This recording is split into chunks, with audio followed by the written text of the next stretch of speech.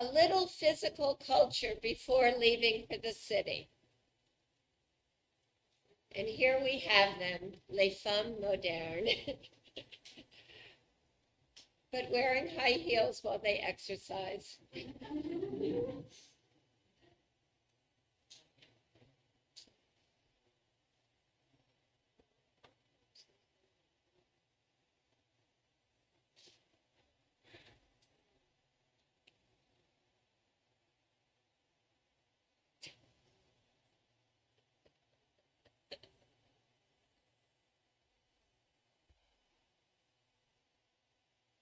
Okay, a villa on Pilotis or Post at Poissy. Uh, why not aerate the house and remove it from humidity by raising it up? Something the Brazilians understood well.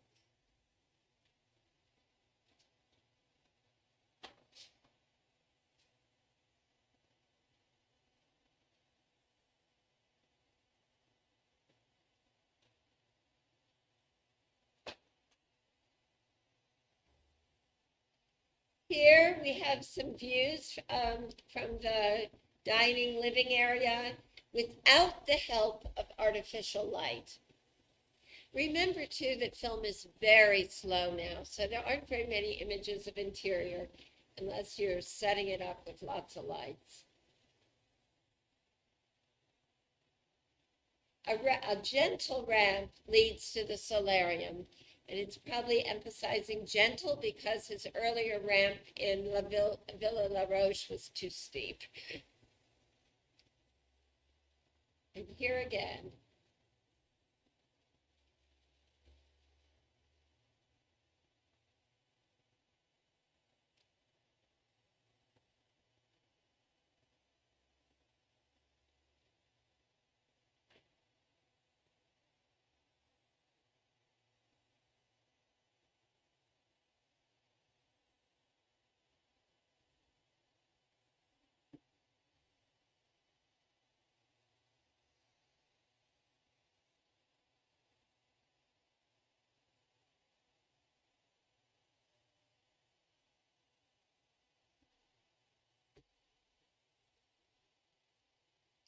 Okay, we can stop right now.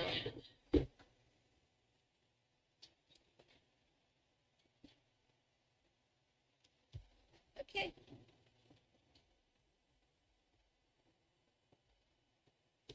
I don't, Gila, is it real hard to find the images of the end of the Le Corbusier? The quotation from the Perrion lecture, and then the images at the end of the Le Corbusier domestic reform lecture.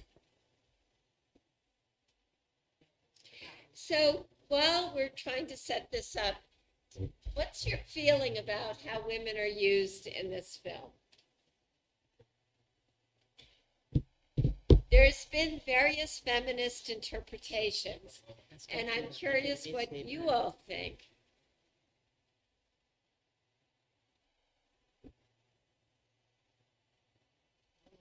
Any thoughts? Or is it just neutral? No, not neutral.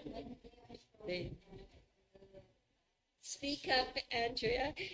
Here, do you want the mic? my Sweet. It seems like another another example of objectification of women because they just show off in dressing in swimming pool suites, and there is no relation. It's just to show the bodies and the life. I'm not sure about that, but I thought it was just to show, not.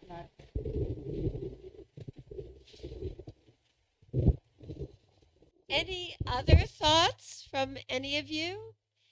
I mean, I think this is going to always be the debate about this film. What Andrea said, that there's a kind of objectification showing women's bodies, etc.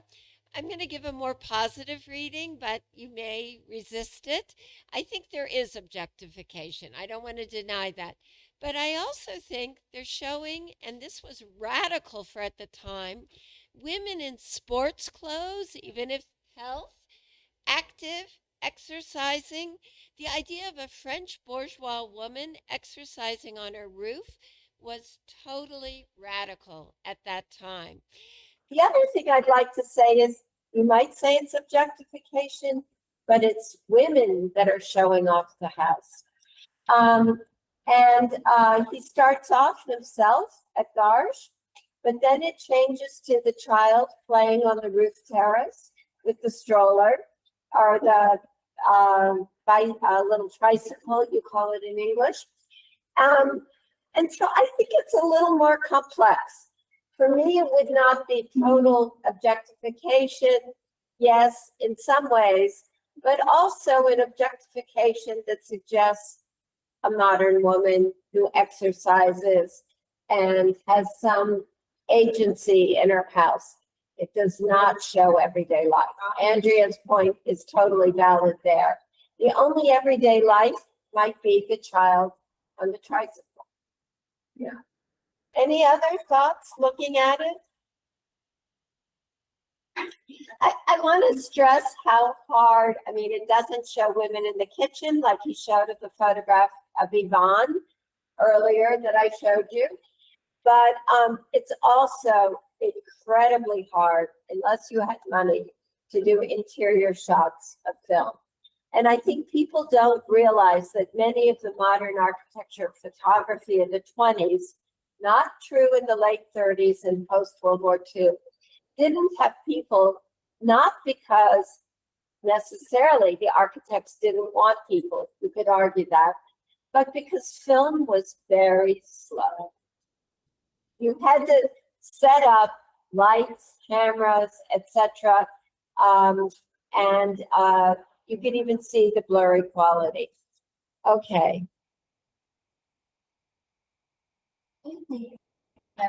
Yeah. It's like true life, when people come to exercise in high heels, and the children is very happy, everybody's happy. How is the real domestic life? No, I would agree. It may not be real domestic life. Those are probably hired models doing exercise on the roof terrace. It's probably no more realistic than our ads, which show people beautifully coiffured with makeup in their bathing suits. But I think it has to be seen historically. And that's going to be my big argument about feminist architectural history, or one argument, that we can't necessarily totally apply the values of the 21st century to the 1920s or interwar period. Some feminist historians have argued for something called domestic feminism, where they allow people like Ellen Key, a Swedish feminist, who thought women's role was still in the home, but in a very creative way.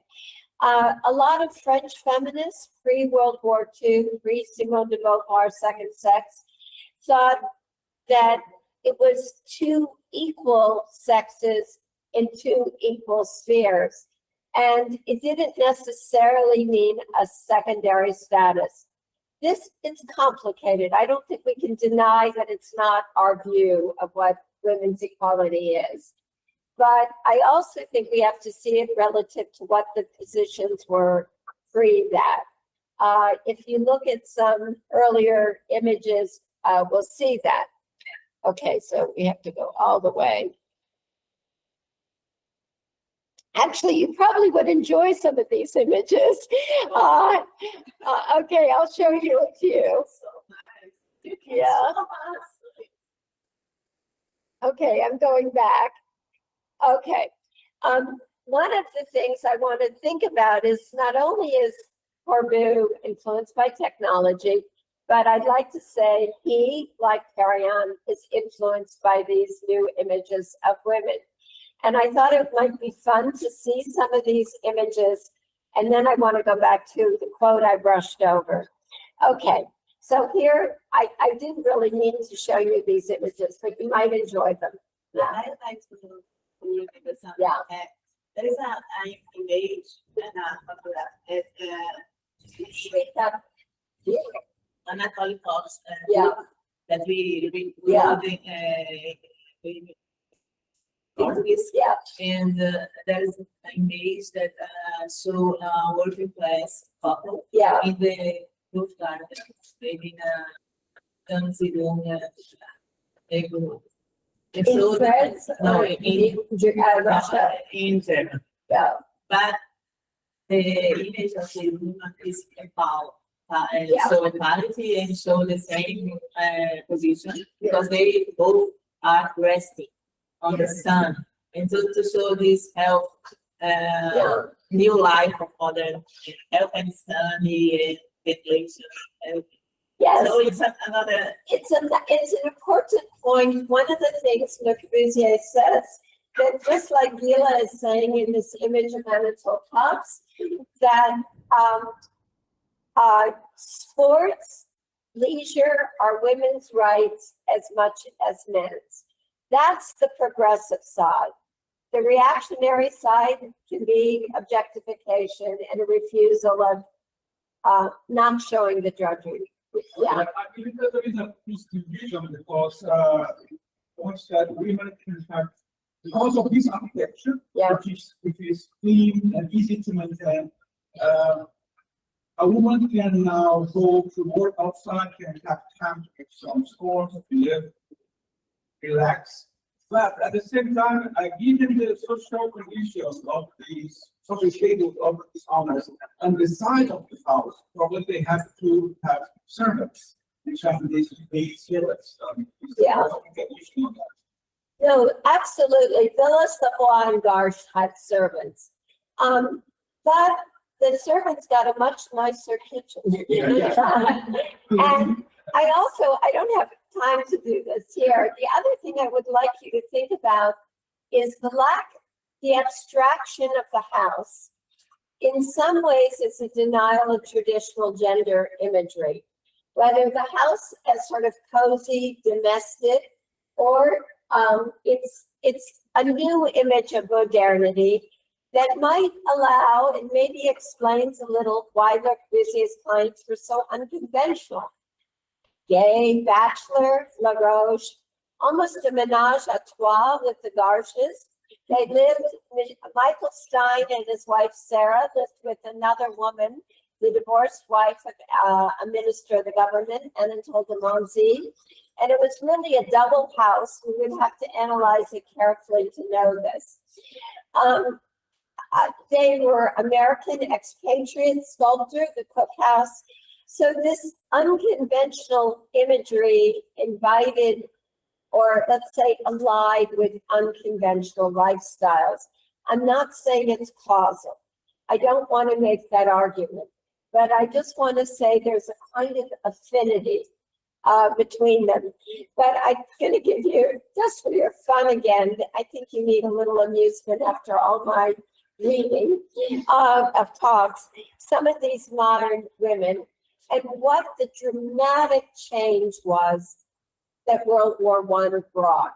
It also brought a reaction, and I think that's important, and maybe these slides will show it.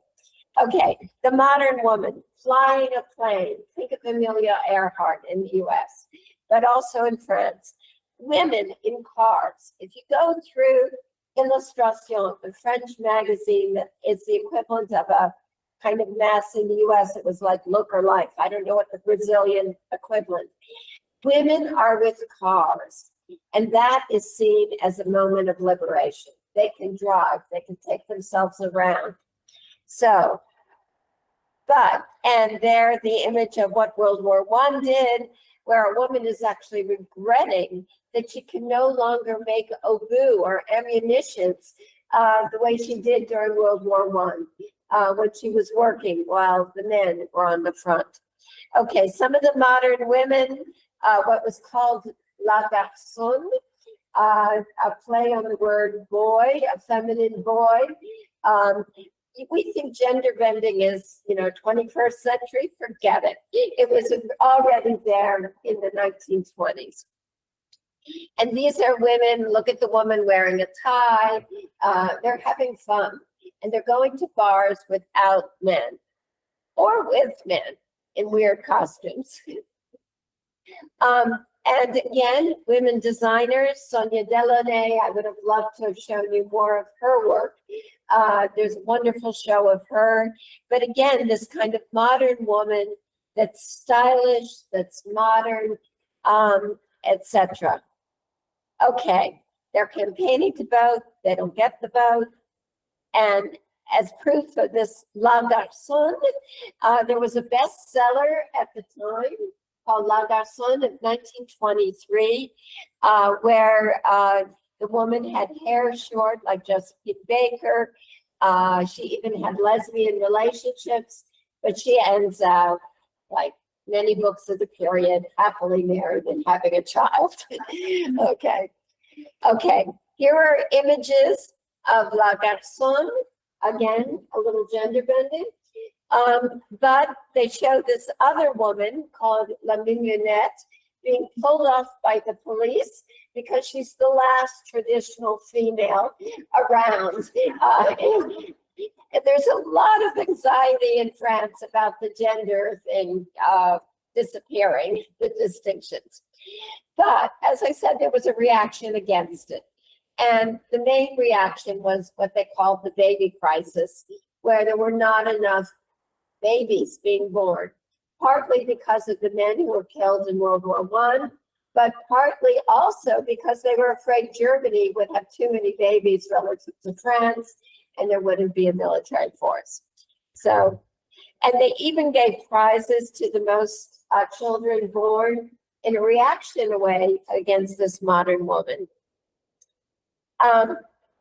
Many of the images were more traditional, but you see, even in this women's magazine, the woman has a cropped hair, is wearing rather modern clothes as she's shortening her child's dress. So this mixture of what's modern and what's traditional perpetuates.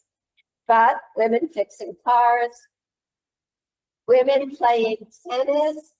Have any of you heard of Suzanne Lenglen, who was the great, she was a hit. She was the major tennis star in Paris at the time in the 20s. And it's not an accident to me that Le Corbusier gets interested in women doing sports. And she also caused a scandal wearing her short dress, playing tennis. But there was also the first women's École Polytechnique. And here is the first woman teaching at the École Polytechnique. And there's a lot of anxiety about these changes. And almost woman doesn't want children. And what is this woman, moderne? Who is she? It's almost like an existential question for the period. I'm going to skip all this, but I guess this is the point I wanted to make, that even before Carillon, Corbu was challenging traditional notions of domesticity. Servant crisis. Okay.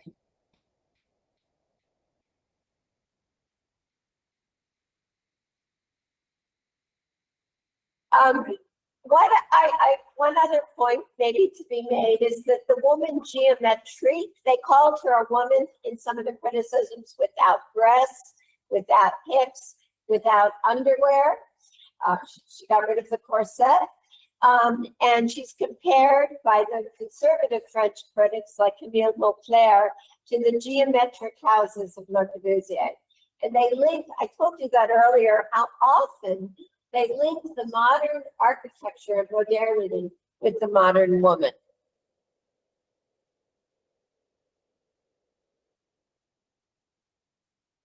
Okay, so just modern French women. Do any of you know who these two women are?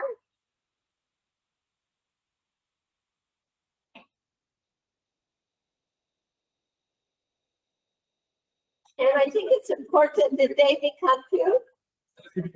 Yes, Josephine Baker wearing her famous banana skirt.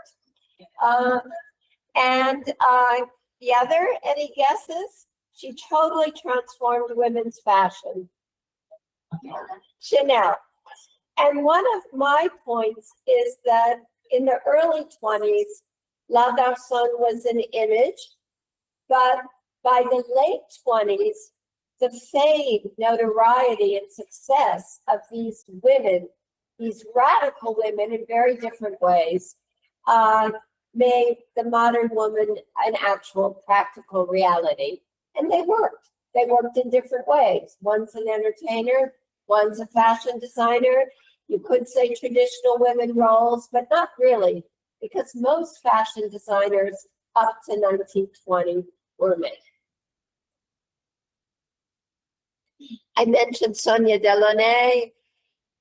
Okay.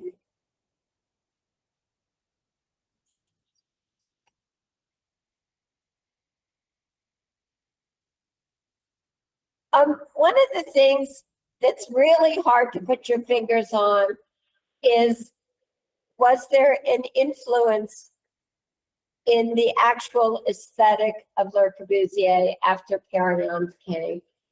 And you can wonder whether the curves, the emergence of the roof terrace with its curves, actually the bathroom that someone brought up and asked, did Perriand design it? Yes. All these are issues you might want to think about. Obviously the kitchen, but this is interesting given Andrea's point. What do you make of these photographs in terms of the theme of everyday life? And how are these photographs different than a photograph of Mies van der Rohe, for instance?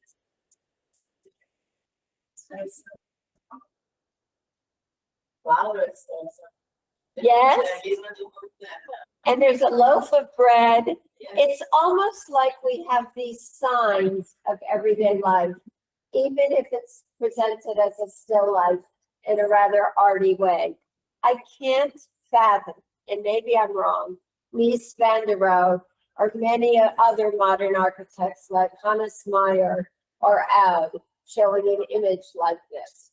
And I don't know. I think Corbu always had a sort of slightly more flexible aesthetic. He did sketches that showed the residue of a dining table, etc., very early on. But I think we can't deny that there's an image of domesticity, even if a very quiet one. Certainly, there's an image of sensuality. The curved stair, the ramp, and I think finally the curved structures up above. And notice the stair in his own apartment. I'm showing you just a little bit the culture of the office with these images of Charlotte Perriand, probably playing, shaving, I don't know what, with Alfred Roth. And then here she is in front of a pavilion that she did that actually incorporates advertising. And it relates to my later essay. I don't know if any of you read it, about everyday life, about the Smithsons, Denise Scott Brown. I love that essay, by the way, Denise Scott Brown, known as for pop, of accepting commercial culture and the lack of purity. And if you have time, you see her and her friends all dressed up in modern dress. Whoops. Okay. Do we have that quote anywhere? I don't know how to do this. It's in, it would really mean like triple screen, or maybe we read the quote first and then I show the images. It's in the other, in the Perriand lecture. And then to bring a copy. It's week. It's at the beginning of, so this number, so we remember it. 773. Okay. Now the Perriand lecture was, it's sort of about. No, of course not. That was right. It's here. Yeah. Here. How did women change? No. No. Week 3.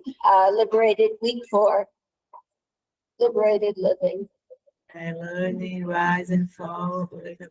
It's week 4. Are we It for? was yesterday's. Ah, lecture. sorry, yes. This bem.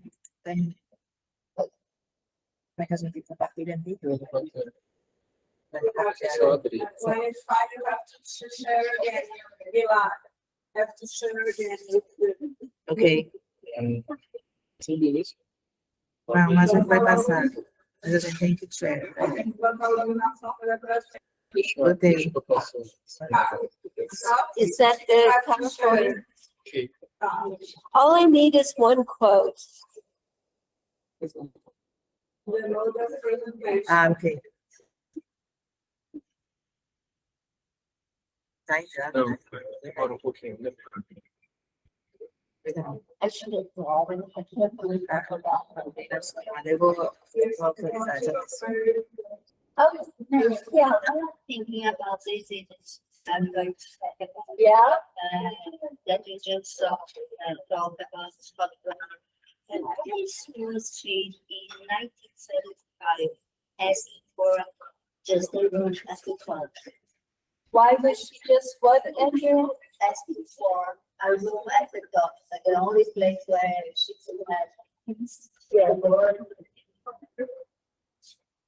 So do you remember about that? That's why. Yes, but I thought she meant it more metaphorically, that she meant status. Not actually a physical room. Yeah, but that place to have, that place on the No, I don't think that's what she meant. I think she meant room at the top. Let the architecture profession open up so there's room. That's how I interpreted it. I didn't interpret it in the Virginia book, a room of your own or something. I think she literally meant space at the top for her. That's okay.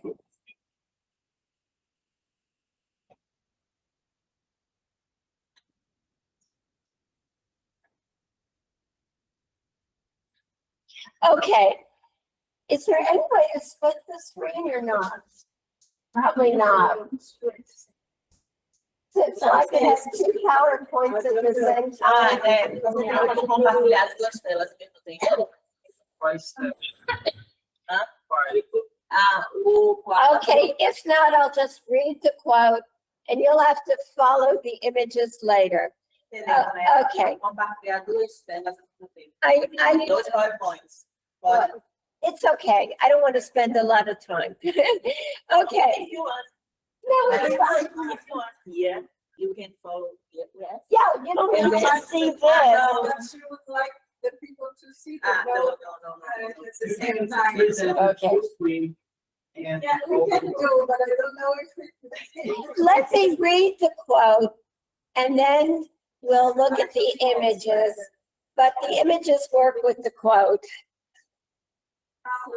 Let's just see, Bill. Unless I could read it on your phone, maybe that works and just show the images. Okay. Okay. Mas esse fone tá a mesma coisa que isso aqui. É o mesmo. Yeah, go back to the old I PowerPoint. think if I go back here, it's going to back here Oh, also no. because it's the same connection. Okay. Okay. Okay. I'm going to print this. You can print it or you Okay. can, photograph it, take a Yes. film shot, So, and then I'm going to put here put back the The- old the- images. this PowerPoint. No, the other PowerPoint, Carlos, tem que voltar. Descompartilhar aqui the one e we voltar just para had. o antigo. And then Okay, sorry. I can, no, it's okay. I can give you my grade. Okay, great. Okay. Okay. I think that's it. Moment. Anyway, I'm going to read this quote that's from when Le Corbusier went to Latin America. South America. I don't know what phrase you prefer these days. I'm never politically correct enough. My students are always reminding me. It was said in a lecture in 1929 when Perriand was designing the Salon d'Automne. He then publishes it in a book in 1930. And I think that whole issue of objectification versus celebration of modern women comes out of the quote, and I'd love for you to think about it as a kind of last thing before we do the various presentations. And I think you'll enjoy the images while I read it. This is Le Corbusier lecturing in 1929. I don't remember if it's in Rio or Argentina, but lecturing.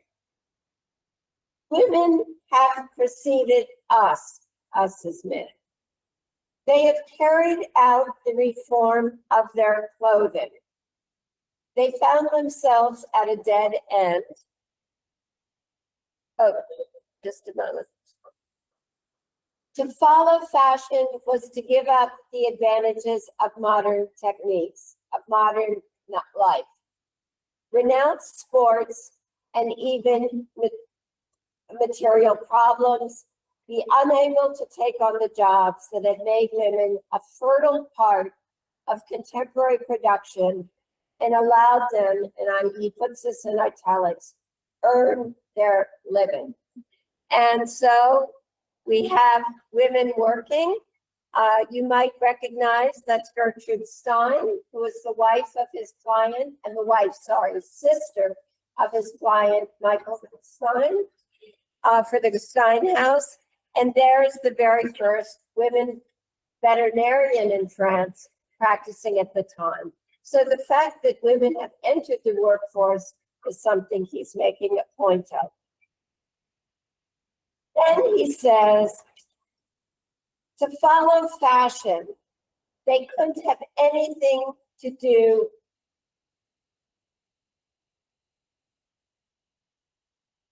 with,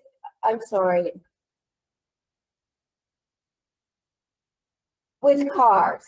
They couldn't take the metro or a bus, nor, there's something wrong, nor move in a lively way in an office or a store. So this was following fashion in 1900, 1905. And you can just imagine how difficult it would have been to be in a car, to take the metro, just as he says, or to earn a living. To carry out the daily construction of a toilette, hairdo, boots, buttoning a dress, they wouldn't have had time to sleep. So, woman cut off her hair, their hair, and their skirts, and their sleeves. They went around bareheaded, arms naked, legs free. And they get dressed in 5 minutes. And they are beautiful. They lure us with the charm of their graces, of which the designers have accepted taking advantage. Then he says, the courage, the liveliness, the spirit of invention with which women have operated the revolution in clothing are a miracle of modern times. Thank you. That's not quite the end. Where's the rest of the quote? We don't have it, but I'll tell you what he says. He says, us poor men, we're like generals in an army. We're stiff. We can't change. And you see a picture of him here with Ozempic, even in a balloon, wearing a tie, a jacket, and a white shirt. And there in an airplane with his partner, Pierre Jeanneret, and his very stylish model wife, Yvonne. So the point, I think, comes out very clearly in this essay. Fashion and women are very much linked. You could say that's traditional. but it's seen as a means of a different kind of life. On the other hand, there's still this very sensual, you could call it objectifying attitude, where they are charming, etc. But what I find interesting, and I'm wondering how you feel about it, is the charm now can be part of modernity and not require all the encumbrances of old-fashioned life. You might say, why am I relating fashion and architecture? I think it's still a major. Okay. All right. A major thing we have to think about. How do architects present themselves? How are issues of modernity related to fashion? How is fashion both a liberating impulse, allowing self-expression and identity, and a controlling impulse, or a controlling factor, confining us to looking stylish, worrying about what we look like?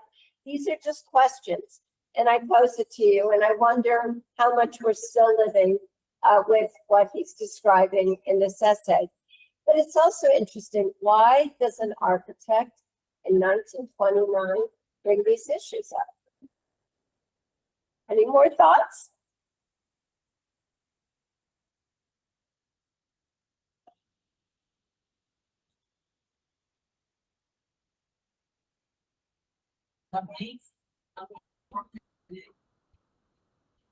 Yeah, Why in Africa exactly 29.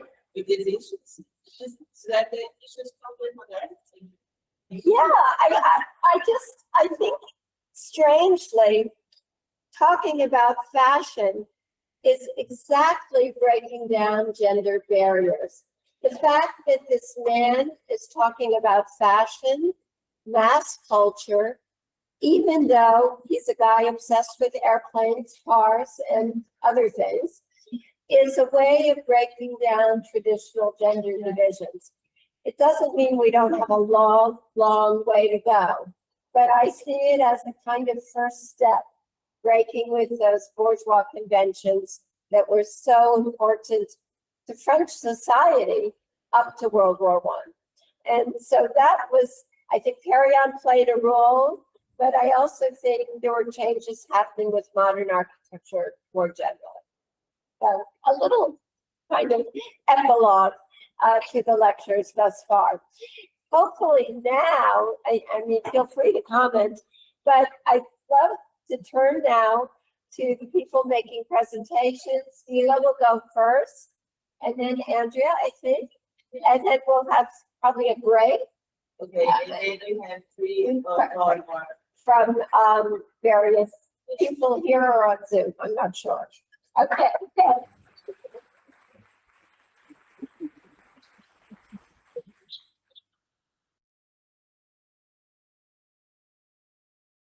Tá bom?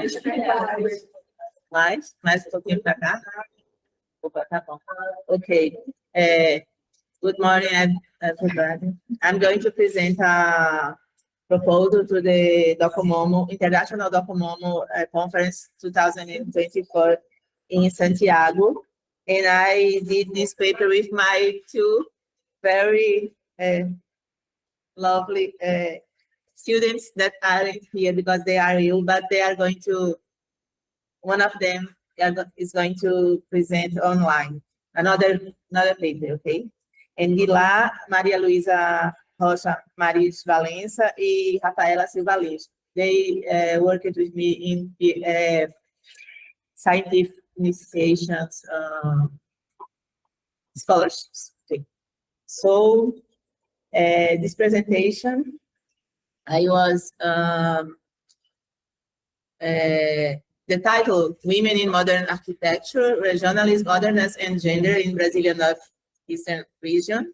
I was worried about why women were so invisible in the historiography, in national historiography, okay, especially in Brazilian architectural historians, modern historians. Sorry about, because I'm not Mary McLeod speaking English, of course.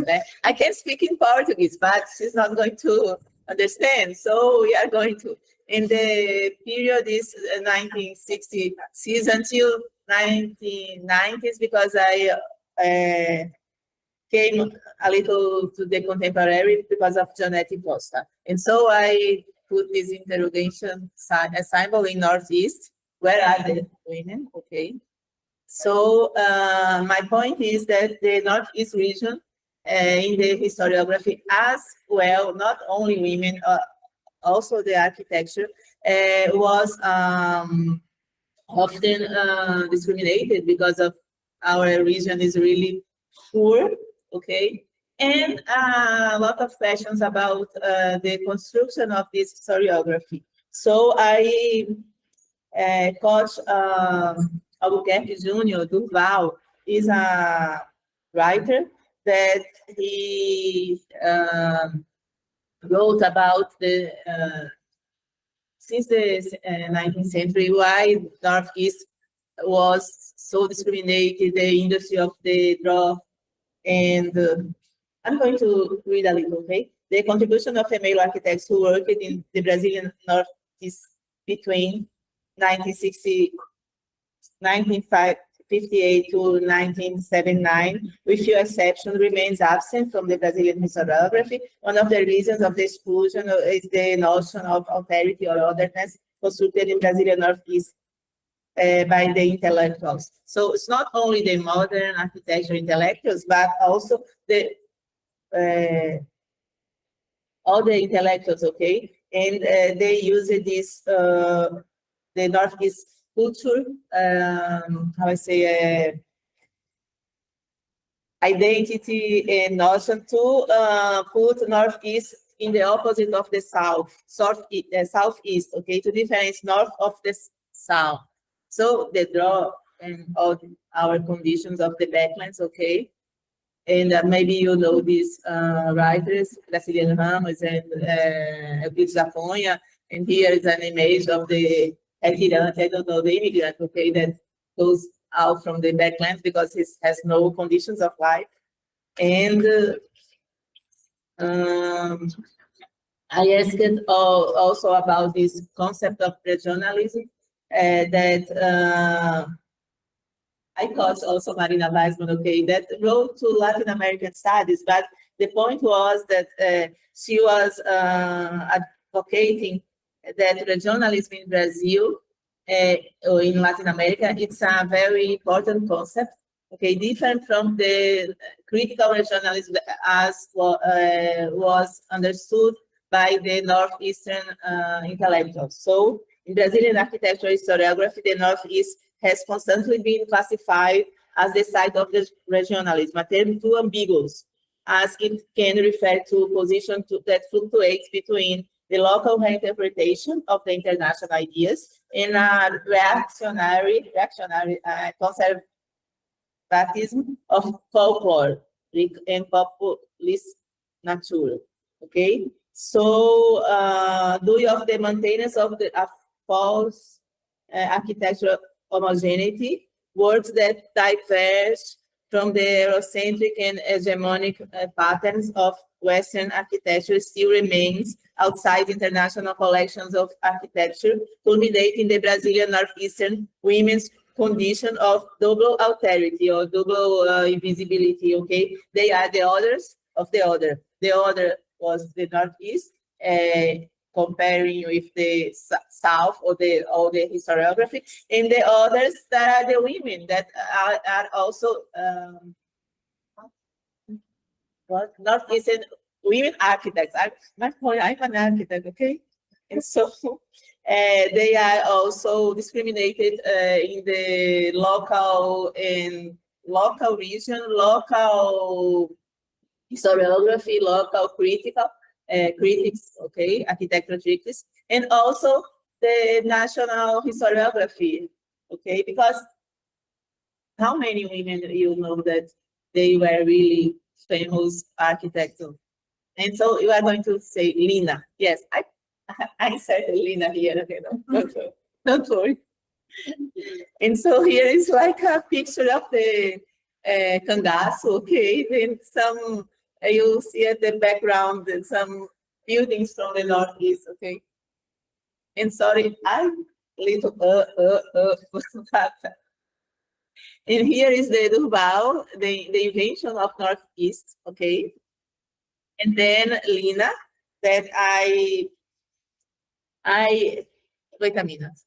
I asked the Docomomo, how I say, call was to a theorist, about female theorists, to advocate the forgiving others. Sorry, the future studies. So we work with Harawai about this discrimination concept, about also localized knowledge that the women need to improve into deep in their region, cultural and knowledge to could really work and to have a space in their professional, I say, work, or maybe. So, and so the science applied in the context of feminism can be understood from the perspective of Donna Haraway, situated knowledge. The knowledge and expertise of female architects about the popular culture in Brazilian Northeast are examples of the practices of this feminist objectivity. Since the social position of women favors a partial perspective resulting from the position of the subjugated, enable a more critical and interpretative view adequate to the reality. My point, our point, okay, but my point is that once they were discriminated, they have to find a path, a way to work. So I advocated that the vernacular cultural, the search, the inventories, the research that they saw, the special vernacular culture and vernacular handcrafts and vernacular architecture and all these cultural from this region that is very special, okay? Since Mario de Andrade, the modernist expeditions to the Northeast, and also what Durval said, okay? These not so folkloric, but these handcrafts, okay?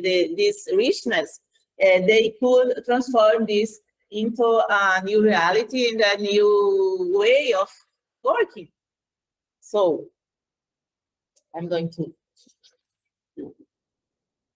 So, okay, here is Lina with this tempos de grossura, that was the experience that she has in Northeast, and she wrote about these artifacts and how people in the backlands catch the trash and transform the trash, okay?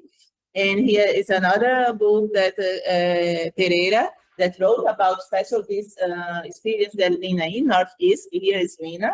Okay, and I found some other writers that were writing about other female architects or theorists like Sidi Molinari, that they were also transforming their practice by looking to this regional and vernacular history. So she is a very nice sample about, because she told that the native genius, the anonymous architecture, it was possible by the people, and she used this to teach, to write, to work in the United States. She came from Germany. So, and also Silva, Minette da Silva is an Indian architect that went to England and then came back, and she did some architect that it was very near the attending to this climate possibilities and using ceramic tiles and, you know, in a lot of vernacular features, etc. Okay. So here Lina showing the richness of the Northeast in doing this popular museum, and a lot of she collected a lot of artifacts, okay, to serve as an examples to the new generation to see this, how this the vision of this, and to transform this into a industrial design. And also what she collected, cans and all this industrial rubbish that people transform to utilitarian objects. Also these patchwork and patchwork dresses, dolls and everything. And as she disseminated and published her work in Habitat, okay, since the 50s, showing how there was the region of the vernacular architecture, culture, etc., and the sisal and jute and fibers and the rubber tappers house, and also the rubber tappers house with these woods. I don't know how to do that, but because of the river that come in, the water that come and goes, okay? And also how she saw the hammock, the boats, and how this object that the people do to sleep and to sit, and it was very nice to accommodate your body. And also how she photographed the vernacular architecture in that lens. Okay, so she was researching about this vernacular architecture also, as Silvio Linagri and as Minete da Silva, and as the other architects female architects that I found here in Northeast. Okay, so this is San Francisco riverboat with hammocks, and she was looking for it, and then she designed this chair, okay, that has some hammock, and the ball chair also, and these 3 sticks chair from the roadside chair, and also how she designed this staircase with these cars, oak cars. I have somewhere oak cars connections, wooden connections. You know this. Carro de boi, os encaixes do carro de boi. I have in this paper, but I have to find, okay? Ox car, yes. Não é boi. Yeah, it was made by wood. Yes. And it's inspired in a ox car. Ox car. It's like wooden road construction. Yes. And here is there are pictures that Lina inserted in Habitat, that she was really researching through Sudene, okay, the Superintendência do Nordeste, Development of the Northeast, that she was going and asking about these inventories, okay, of clay crafts. And here is this map is a picture about, I don't know exactly because the image is, but I think Abelardo da Hora, and she mapped all these where the clays and the communities that the clay crafts were really very nice richness. So this is Vitalino, okay? It's a family of people that do this clays, but and also Vitalino. But what for? I'm looking for this because this she collected this, and it was her practice, and then she developed this to museography, to scenography, to also to do this Sesc Pompeia in São Paulo, and a lot of big shows, exhibition shows, okay? And now I arrived in this female, less known architect, okay? This is Adileuza, and she worked in Sudene, okay? And she is a very special woman, but she's not now in a very good shape, health shape. But she did a lot of housing research, about social housing research in Sudene. Okay, here are these a lot of courses and postgraduate courses that she did, and she in a very good shape here with work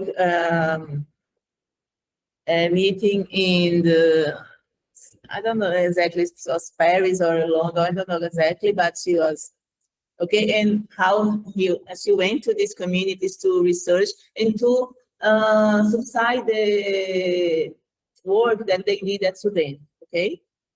And then also how they developed and draw housing to the communities with this knowledge that they catch there. And here with Liana Mesquita, that was a very nice paisagist.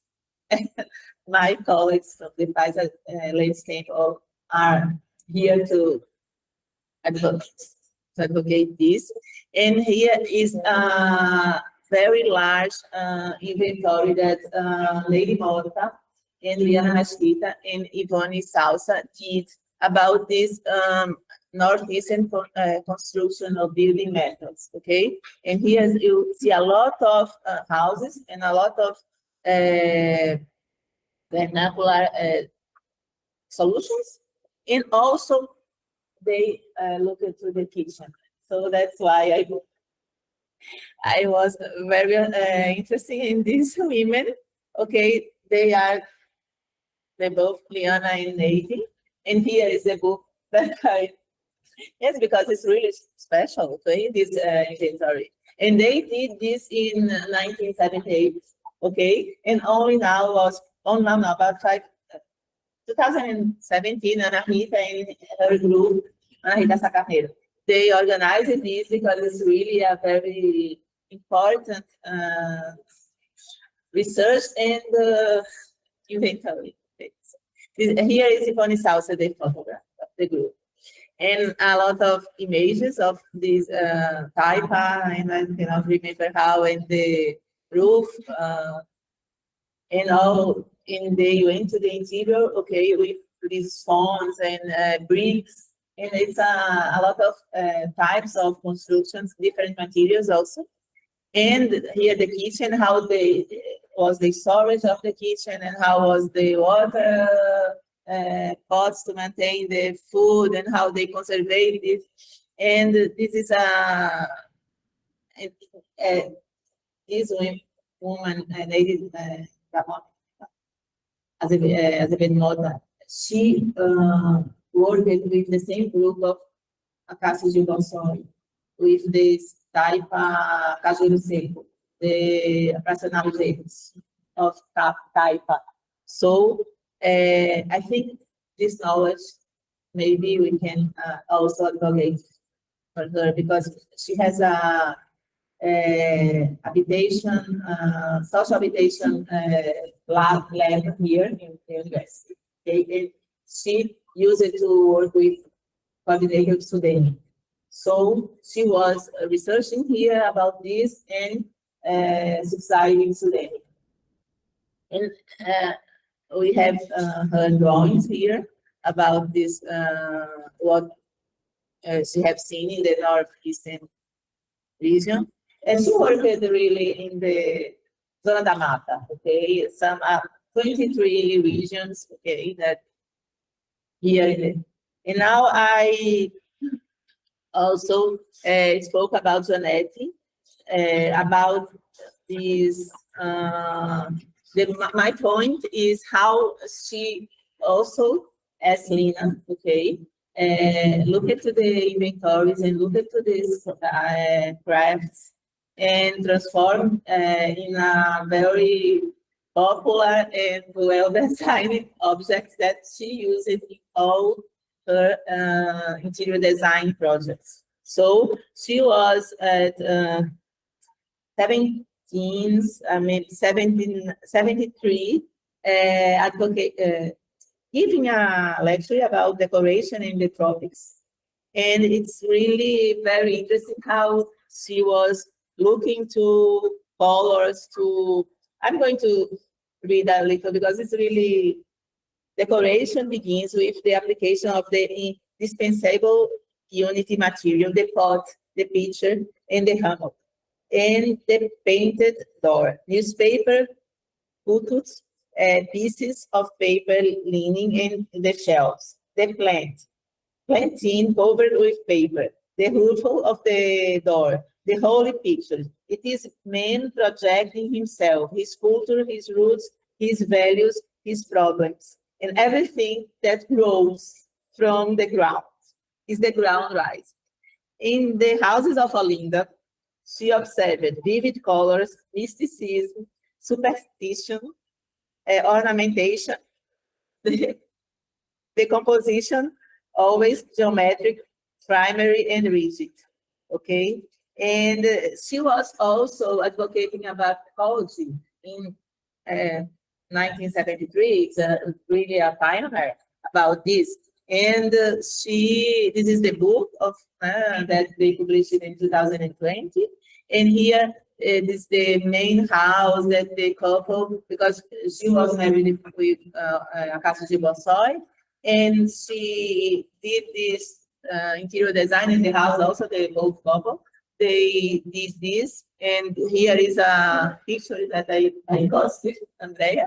And this is the interior design that they arranged, a very famous house and very well-known house in Rio de Janeiro, not here. But it is now a picture of her. Also, architecture project that she did. Okay, it's I don't remember cabana, but put to the We use the word cabana to the beach. Okay, and now my real interest in her work is a project that she did that called interferences, that she picked the idea of a craft from a local artisan, and then she transformed with a very, let's say, commercial, and because she do some changes, okay, a little changes, of course, like these lamps, okay, with rice paper, okay, that she covered, and this eu esqueci agora sextas, meu Deus do céu. Basket. The baskets that are to keep food and fishes and something, another function, okay, that she changed the function and could use in another, and this is really nice, okay. And also some interior drawings from her, because she designed here these lamps, and also these interior arms, and also she was very great in the exhibition scenography. But you know, I think this is like quite like Lina that opened this space, but she also could be great in this type of thing, because I think she was more colorful, more I would say, she was an extreme, okay, coloring scenographer, okay, and she gave an interview to Borges, okay, that she advocated that as a child, I used the pot, drank water from the pitcher, played Vitalino's toys, and cloth witches, cooked in clay pots. But as I grew up, all of this was associated within me with a state of poverty. Only when I distanced myself did I realize that the pod and the picture has been a privilege for me. That is happening in the early 60s. I spent months traveling, researching furniture, toys, ludic art, sacred art with great passion. It was when I woke up and rediscovered my origins. And I think they were almost at the same time because she told about 60s and Lena, of course, started before in the Amazonian region, okay, in the 50s because of habitat and everything. But in the same way, she was a pioneer here almost in Northeast, okay? So she collected a lot of artisans, about I read 400,000 artisans, okay? And that's all. And I think only to finalize, the knowledge and expertise of architects about popular culture and is an example of the use of localized knowledge, because when they look at from the written, okay, from the interior, they could transform their practice, okay, and a practice of feminist objectivity in the Northeastern architecture. And then they discovered in exploratory expeditions, inventories, and cataloging documentation answers of the specific questions in various areas of the architectural professional field, okay? And in this way, this is used the partial perspective to obtain a view from the within. And so, thank you very much. Okay. Thank you. I have to take in my students that are not here also. And this is our lab, Laboratório da Imagem de Arquitetura e Urbanismo. This is the MDU sign, but and CAPES also, because I'm not only because CAPES print, but because CAPES gave me the PhD, post-PhD scholarship that I started to think about this region and the journalism and all the things. Thank you.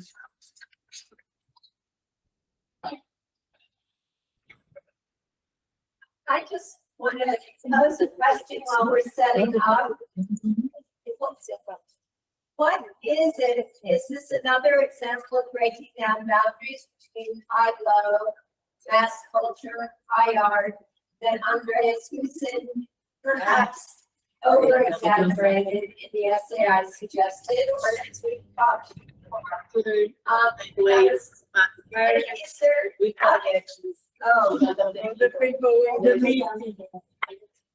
I think, obviously women are not the only ones to look at vernacular. There's Bernard Rudolphski during this period. There's Team 10 looking at yoga, and there's a guy named Guzman also looking at Africa. But the seriousness of Lena, Janette Costa, the real investigations, I think it's just so interesting how Dina shows how they found it as a particular path to find their voices and their way of designing. And so I don't know how much is a gender thing and how much is a period thing, but I think it's interesting that, again, it's a kind of blurring of these boundaries. And I don't know if you all have thoughts while we're waiting for Andrea's program to set up. It interests me. I find this work that Gila is doing is totally fascinating, and others who are working on this similar field. So, thank you very much. You are right, of course, not only at gender issues.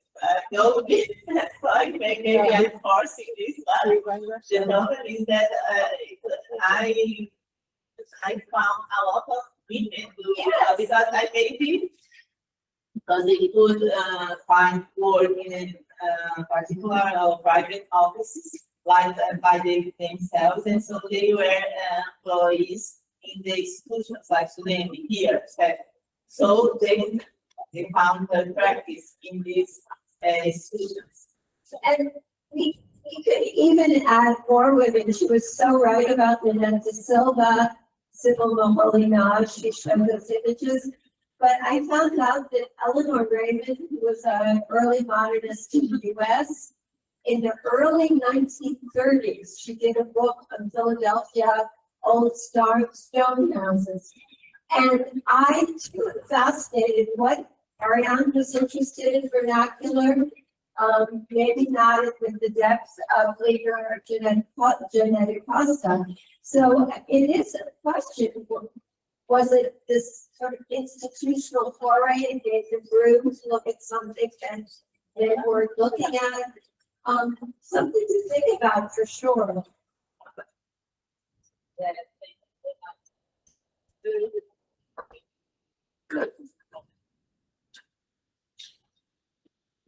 So we will have now the presentation of Andrea Gatti. And then we will make a very little short portrait to have the presentation of the students. E eu queria dizer para vocês também, para quem está no Meet, que hoje a gente tem o apoio de Gabriela, para nessa hora do debate, se quem se sentir mais confortável em perguntar em português, pode perguntar e aí Gabriela faz essa tradução, tá bom? Vocês poderem não ter vergonha e participar, por favor. Mary, I'm saying to them that if they feel more comfortable to ask in Portuguese, they can do. And Yes. Gabriela And I meant to tell Gila, she gave me her text, she could have spoken Portuguese. I feel badly. And now the students should absolutely feel free to speak out Portuguese. And, Gila didn't translate for me. Okay. And then Andrea. Hello. Yeah. Good morning. Bom dia para todo mundo. Yeah. I'm very happy to be here, to be invited to be here. Is it okay, the sound? Yeah, can you hear me? Yeah. So I'm very glad to be here. We've met before in Columbia University where I was developing my PhD research in couples in architecture, in modern architecture. I was before studying, my master degree was about genetic constant, and Pilar was my supervisor. And then I decided when I went to before going to New York, I've been living in London for 1 year, and then I have opportunity to talk to some teachers in Butler School and Brighton School, and they suggested me to develop research for my PhD in women architecture. Now the subject that they said that we here in Brazil, we were late in this research 40 years. So I got excited to do this work, and then I come back to Brazil and asked Pilar to supervise me. And I'm glad she was on this adventure. Then this is a piece of my research, my PhD research. I'm going to present. The title was Women Architects in Recife, a gender perspective of partnership between couples of architects graduated in the 60s. So this is a rare image. I've selected 6 couples to study, and 7 out of 12 of architects are here in this photo. Can you see the photo very good? Okay. So the structure of the thesis was in 3 parts. The first was the contest, then the women architects, and the partnership. Here I'm going to focus on the 3rd part. This is very quick. The contest in this part I present Recife, its historical and social aspect, and the university, the place of graduation of those women and its endings. I mean, ambience, the environment and the treatment they had in the course, right? Because at that time the course was mainly men course, and these women have a kind of reception here. So this image they are the buildings where the school took place. And first, the first one is in Benfica, then the School of Belas Artes is the Fine Arts. Then they go to Olinda, to Boa Vista, and then here to the Federal University of Pernambuco. Well, very quickly, I'll tell about the quotes that I was lucky because most of the women that I was studying, they are alive, and I had the opportunity to talk to them and spend many hours with them, and we had this revelation of the treatment that they have from some teachers in the university. They said that the girls only come to the architecture course to find a husband because it was mainly a men course. And then they said also that to do architecture, a woman has to have a mustache. Mustache is this brush, and it's like a pun to make sure that they are not so welcome here. Oh, so the use of jokes, with the use of jokes, prejudice doesn't seem to exist. The humor used as an artifice to cover up prejudice. I was interviewing also some men, some contemporary colleagues of these women, and when I talk about these jokes, no, about these statements, they said it was a joke. So I was aware that these jokes for men are not so joke for the women. So the second part, I selected 20 women architects, but based on the great amount of material I found here, because it was, I think, the first research here about the actuation of the women architects. As Vila said, we have a gap, lack on the historiography, and I did it. I've read the main books of historiography, trying to find where the women appeared, and it's a chapter inside the chapter of this part of the women architects to study the historiography to show that they are not there. Then presenting the characters to find out among them the ones who were married with architects. So here they are, 20 of them, and then 6 of them, they are married with architects, and they're going to appear in the third part as a studio of case.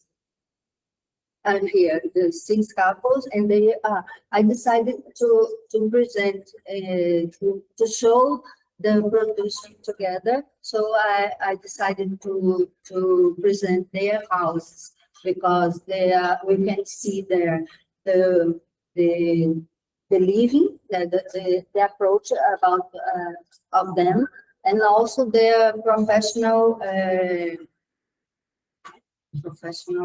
actuation.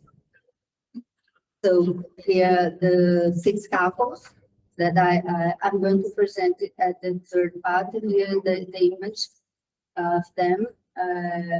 I could talk when I was interviewed.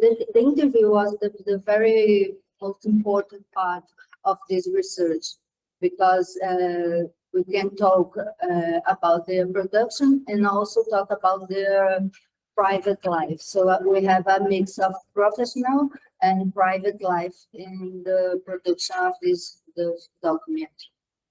So the main objective of this research was to find out how this union influenced or even directed their careers, the women careers and production. In other words, to investigate how the union of those women architects with their husband, also architects, interfered with the cause and the visibility and recognition of their trajectories.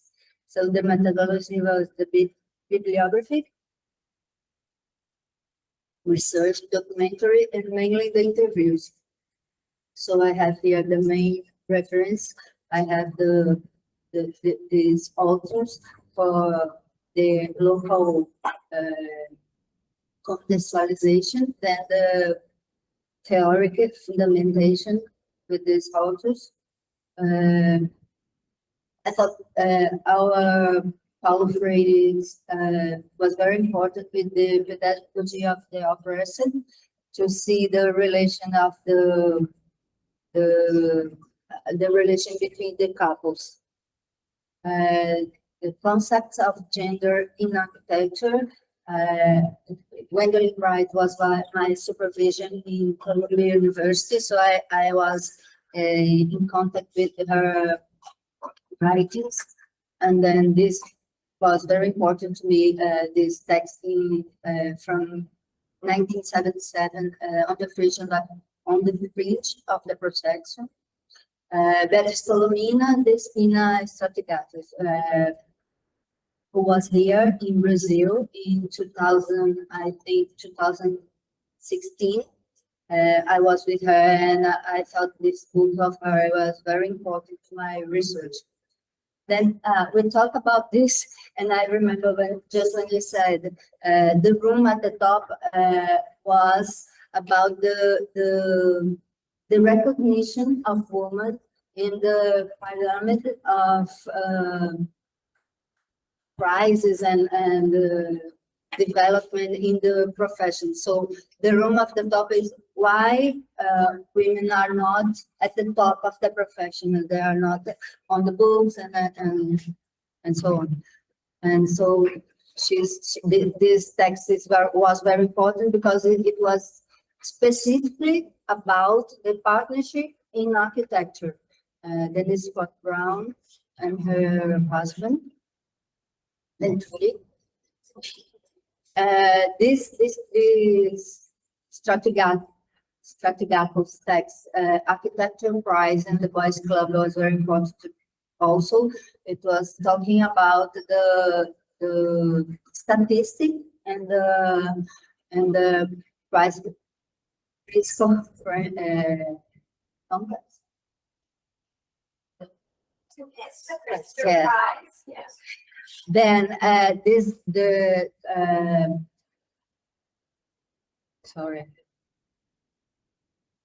Gwendolyn Wright advised me to read these books, and they were very important because it's also about partnership in art.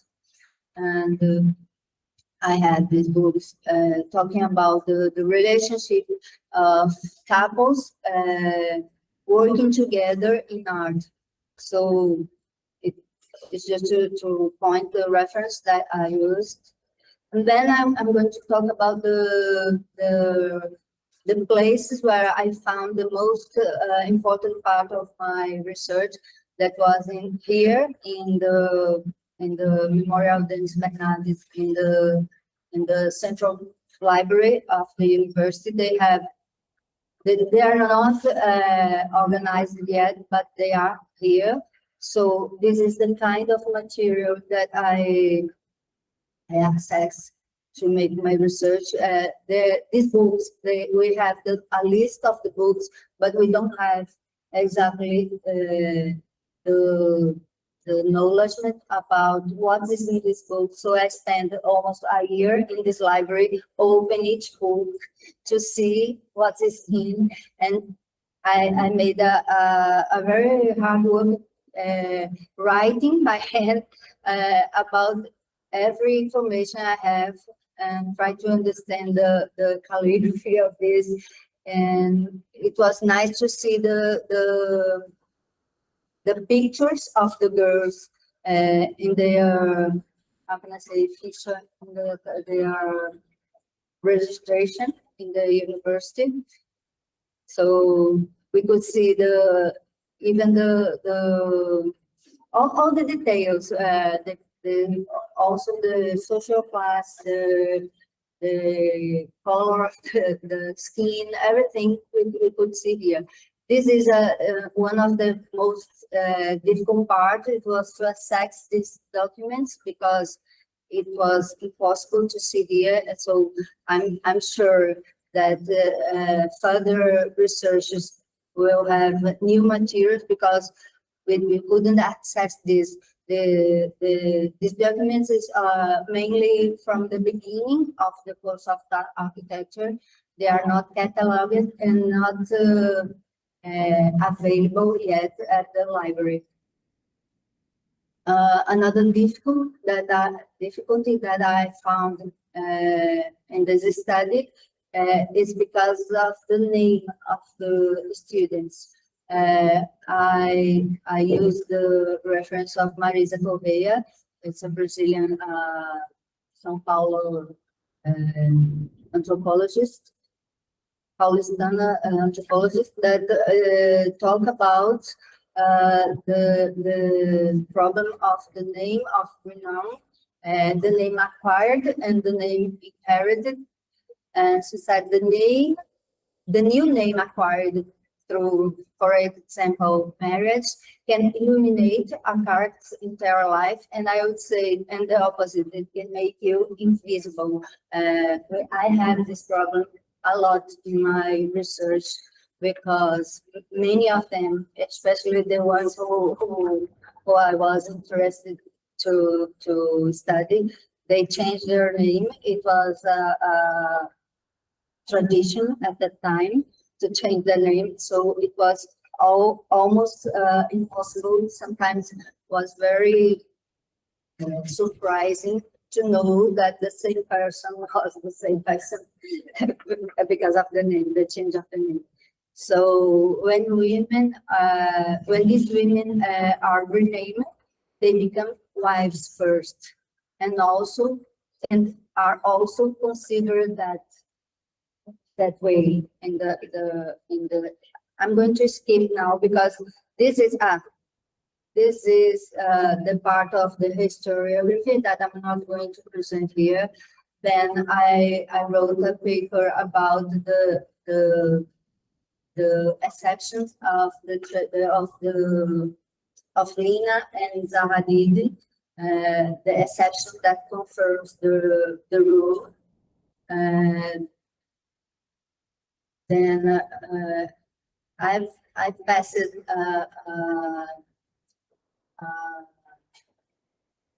well, I studied this especially in Ila's book about modern architecture here in Recife, and we talk about the heroes of modern architecture, the school of the husband. Then I have a little view in this formation ambience around the world. We have I had to study about Bauhaus and Cambridge. I've never heard about Cambridge University. It was delightful to know about that. Not Cambridge in England, Cambridge in the US. Then I made a research in the evolution of the insertion of teachers. We have almost 100% of males in teaching here in the university. So I make this panorama about the insertion of the women teachers. Then I go very quick here. This is the first architect here in the University of Pernambuco. Then I have, so here it was my hard work to write each name I found of women in the books, in the list. So we have at the end the, let's say, the statistic during the period of the 50s and then the 60s, and then the analysis, the quantitative analysis. And then I come to this picture that I like very much. It's a picture of Nania Jinsky, a female architect in the first group of architects. And here is her graduation picture. She was the only woman in the picture of men's. Then I'm going to present the support that the Gwendolyn Wright categorization helped me to categorize the equation of the architect that I was studying as exceptional architects, anonymous professionals, and the assistant and the outsiders. I was based on her categorization and used my own categorization, like saying that the presenting the group of pioneers, exceptional architects, assistants, outsiders, and anonymous professionals that mainly public agents. Here I'm going to present the partnership itself. So I have 6 couples, Janete and Acácio Borsoi, Miriam and Vital. Miriam Cordeiro was known as Miriam Pessoa de Mello, Clementina Duarte and Norman de Holanda, Ligiane and Van der Kock, Mônica Raposo e Moisés, Neilde and Geraldo. I choose these couples because I have a easy way to contact them, and also because they have different field, no, different.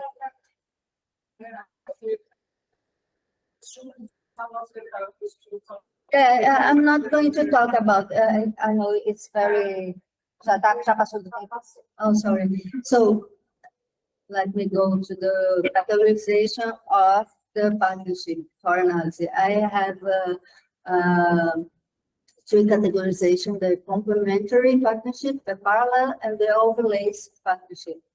So I'm going to skip here very quick because I know I don't have time anymore to say that the Janete and Borsoi working together in different fields. She was mainly an interior designer and he was a project architect. So I classified the complementary partnership. Then here, Janete Costa, I'm not going to talk about her professional card, but there is a point here. And then the house they built together, that was my study of case to see how they work together. Then he made the project and she did the interior design. Here is the picture of the interior. This interior design here, the house that doesn't exist anymore, and this interior design here is nowadays in their daughter house in Olinda. And then the project architects, they are both architects, Miriam and Vital. They have a issue here also in the professional card that the name of Miriam just appeared in the professional card after the death of her husband. She wasn't here in VRF, and now she's here with the M of Miriam in the card. But this only happened after the death of the husband. So I'm not going to talk about this, but it is an interesting history. Here the study of case of the three residents of them. Then it was a very recent big, so not recent anymore, than more than 10 years ago. And then here is Clementina Duarte and Armando de Holanda. I classified the actuation of them as parallel partnership. He is Clementina, and they working together in the same place, but not at the same project. They have parallels careers. Then Ligia and Van de Kolk. Van de Kolk was a teacher here at the university, very important for Pernambucan modern architect. They have what I classified as an overlay partnership. Their house here in Aldeia. And then I studied the parallel partnership in Monica and Moisés. They are both professor teachers here in the university. And this couple, I didn't have the chance because we had the pandemic during the research. I didn't develop this partnership, but I didn't write about them, but I know the importance of them as a teacher here in the theory modern architecture here in the university. Then the final consideration, I'm going to read only this. The performance analysis confirmed the hypothesis that sharing the same field of activity, where I classified as overlay partnership, contributes to invisibility of male actions, while in the parallel and complementary partnership, women were able to achieve reconciliation and projection. Well, just the last final, I have another final consideration, but I'm going to finish now, saying that as Gwendolyn Wright in a text called it a partnership, written in 1995, that compares professional practice to a constellation, the representation of a collective of stars that shine together, which in fact exist as a group. Otherwise, they would lose their meaning, and they would continue to be at best lonely stars. So that's it. Thank you. I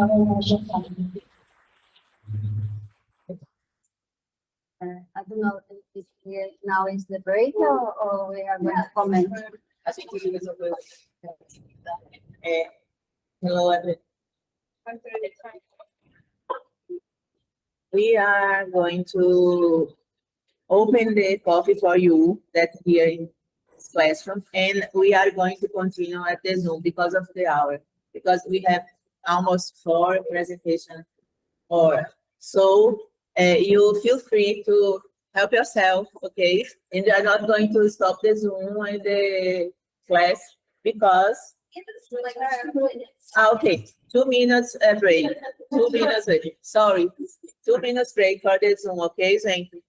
Obrigada.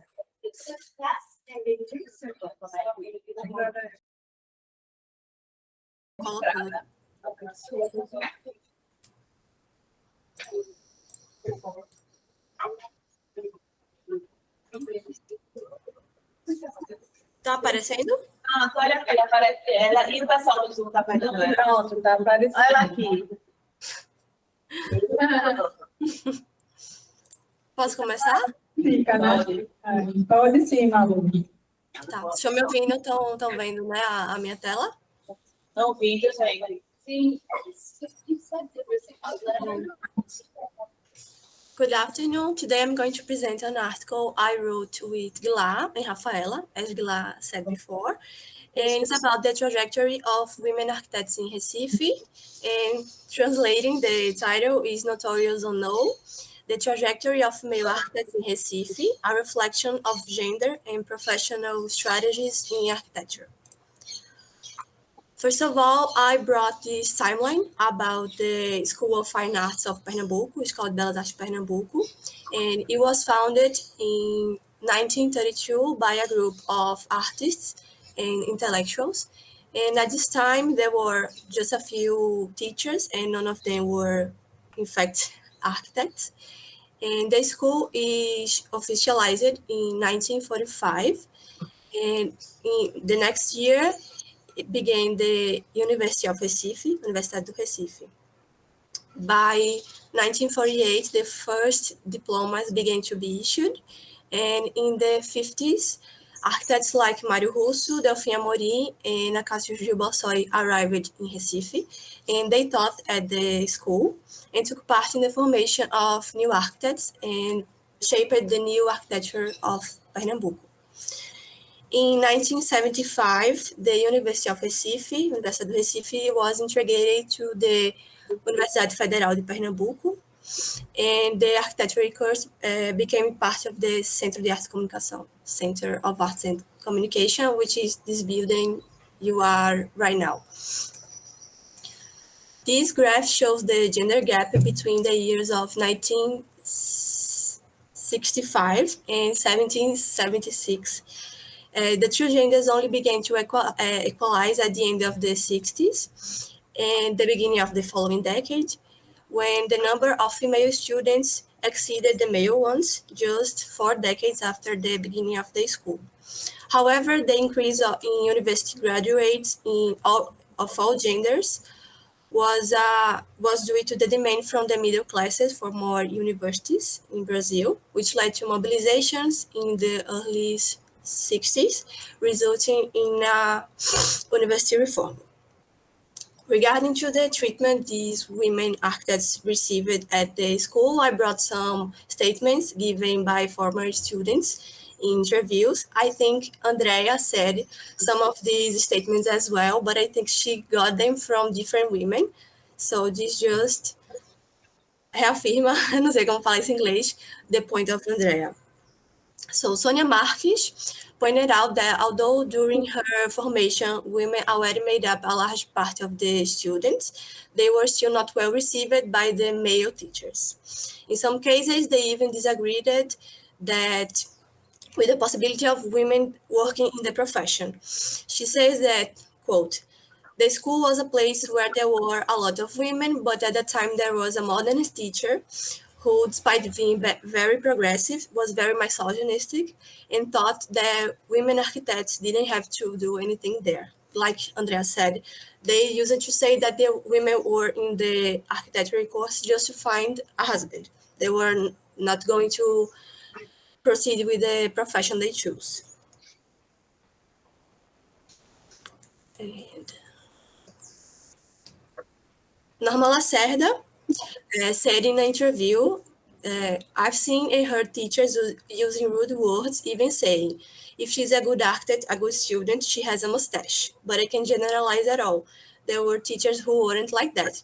And Andrea said this as well, and I think she got it from another architect, so they both heard the same thing during their study in the School of Fine Arts. Regarding to the career paths that they followed, but after graduation, the main areas of activity were institutional field, so they were urban planners, researchers, and academics. They also pursued the areas of cinema, plastic and visual arts, and architectural design.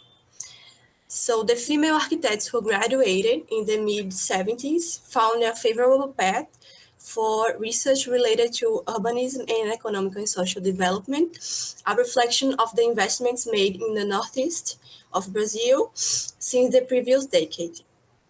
They started to study themes that were still poorly explored by the male architects, and collaboration discussions that are still present in the academic sphere today.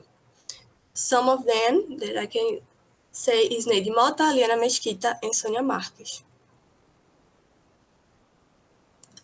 the architects who chose the arts field were women who did not only work as architects, but also explored other fields or even migrated completely to other activities in the arts and became painters, sculptors, visual artists, filmmakers, among other occupations, such as Maria de Jesus Costa, Katia Maisel, e Irineusa Medeiros.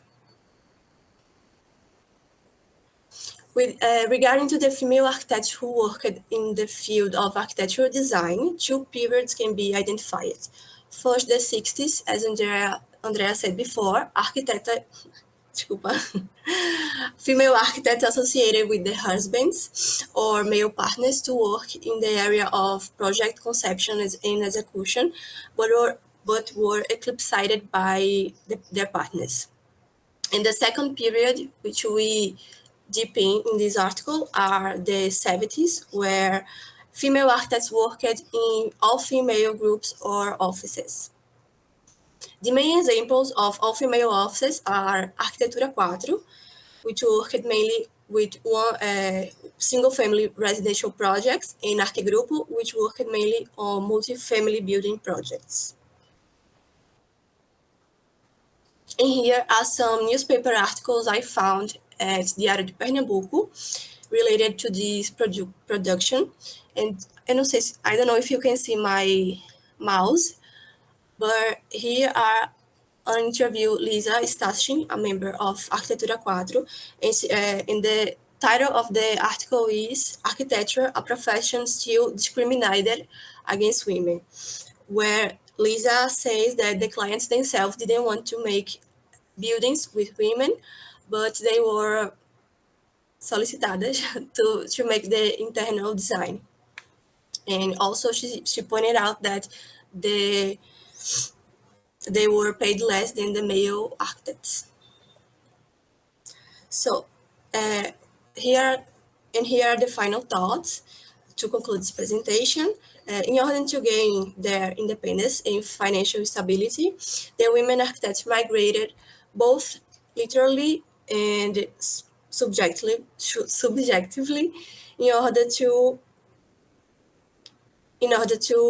obtain professional stability.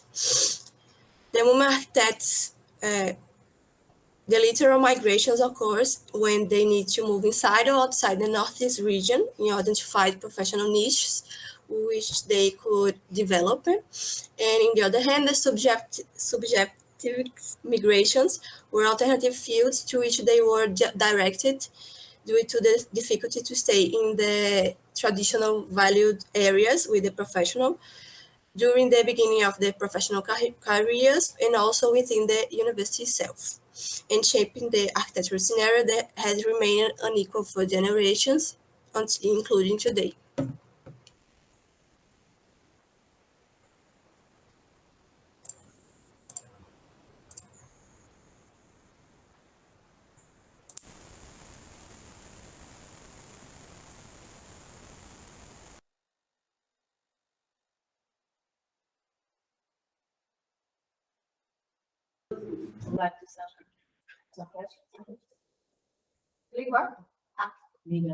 Porque no caso da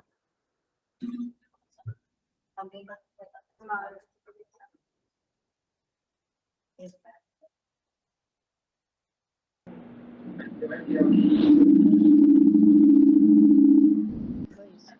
Não, tem mais, tem outras, por exemplo. Alguém.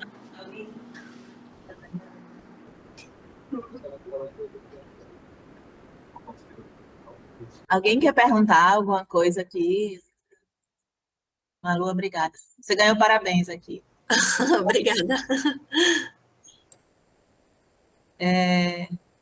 Fala um pouco sobre aquela imagem que você achou na Escola de Belas Artes, que as mulheres estão em 2 ateliês, mas não, elas são as únicas. Você não tem as fotos? Tenho, deixa eu ver se eu acho aqui. A audiência quer perguntar alguma coisa? A Mirella pode ajudar. Se quiser perguntar, pode fazer. Ninguém quer perguntar?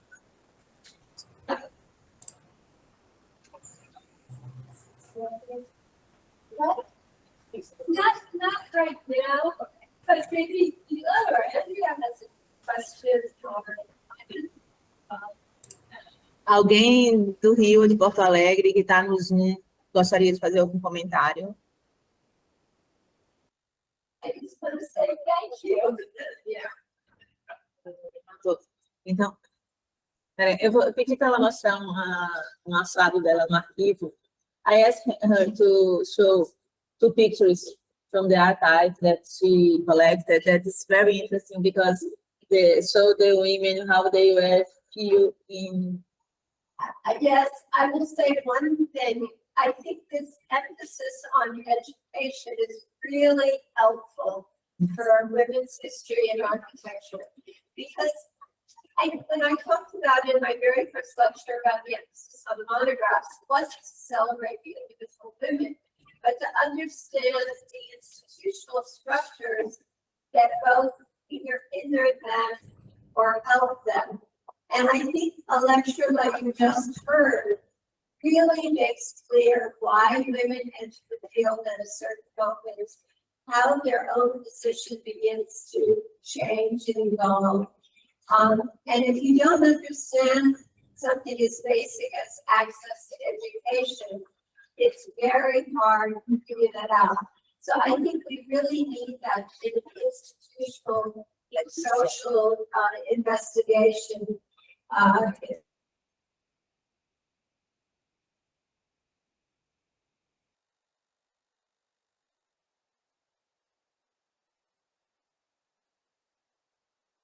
Guilherme, eu ainda não achei as fotos, mas se você quiser ir botando outra apresentação, eu mostro depois para não atrasar.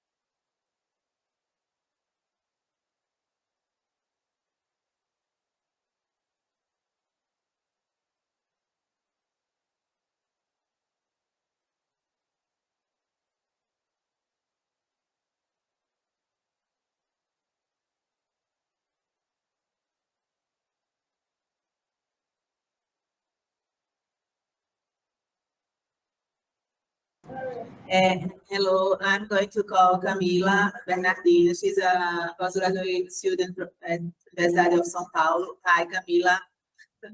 Now you can hear, okay?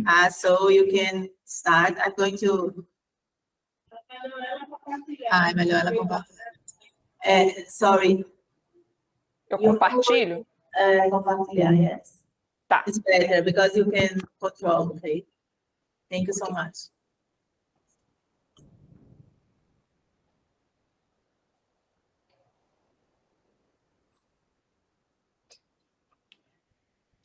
Is it okay?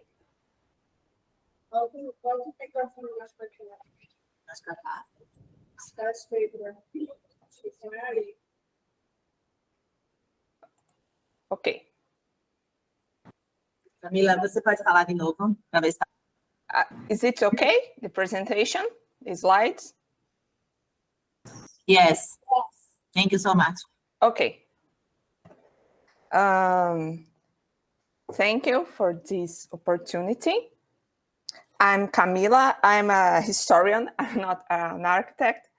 And I'm a PhD student at the University of São Paulo. I will defend my PhD thesis this month. And I apologize for my English. It's not so good, but I try.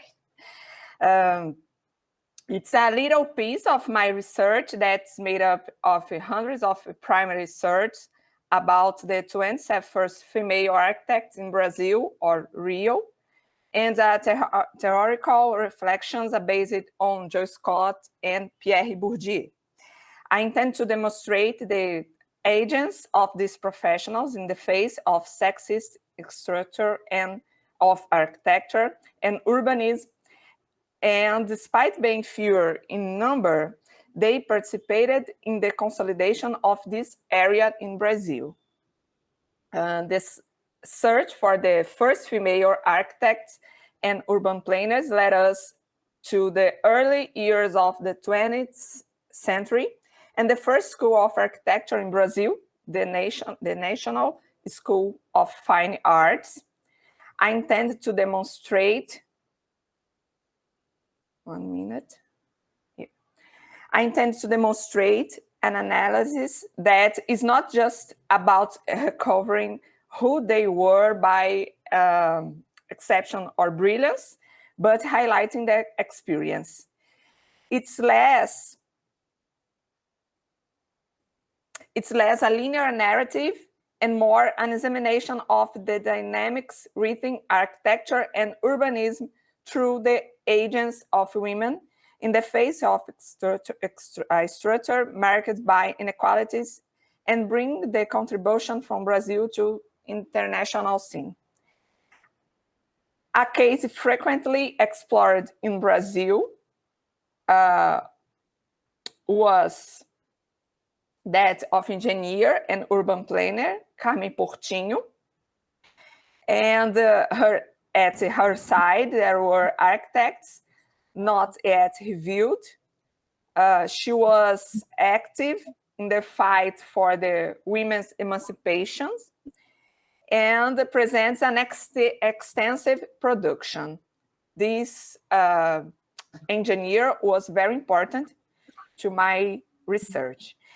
The data was extracted into 3 dimensions that will be indicated on the slide by color: green, first dimension, training; yellow, second dimension, here, work; and blue, third dimension, social struggles. The sources consist of documents from many archives. I begin with the dimension of training. The collection of the National School of Fine Arts in Rio de Janeiro is a key piece in making Brazil's first female architects visible, because it was the only institution to offer architecture course until 1930. It was possible to rebuild a group of architecture students until the year 1945, when the National Faculty of Architecture was created, as shown in the slide.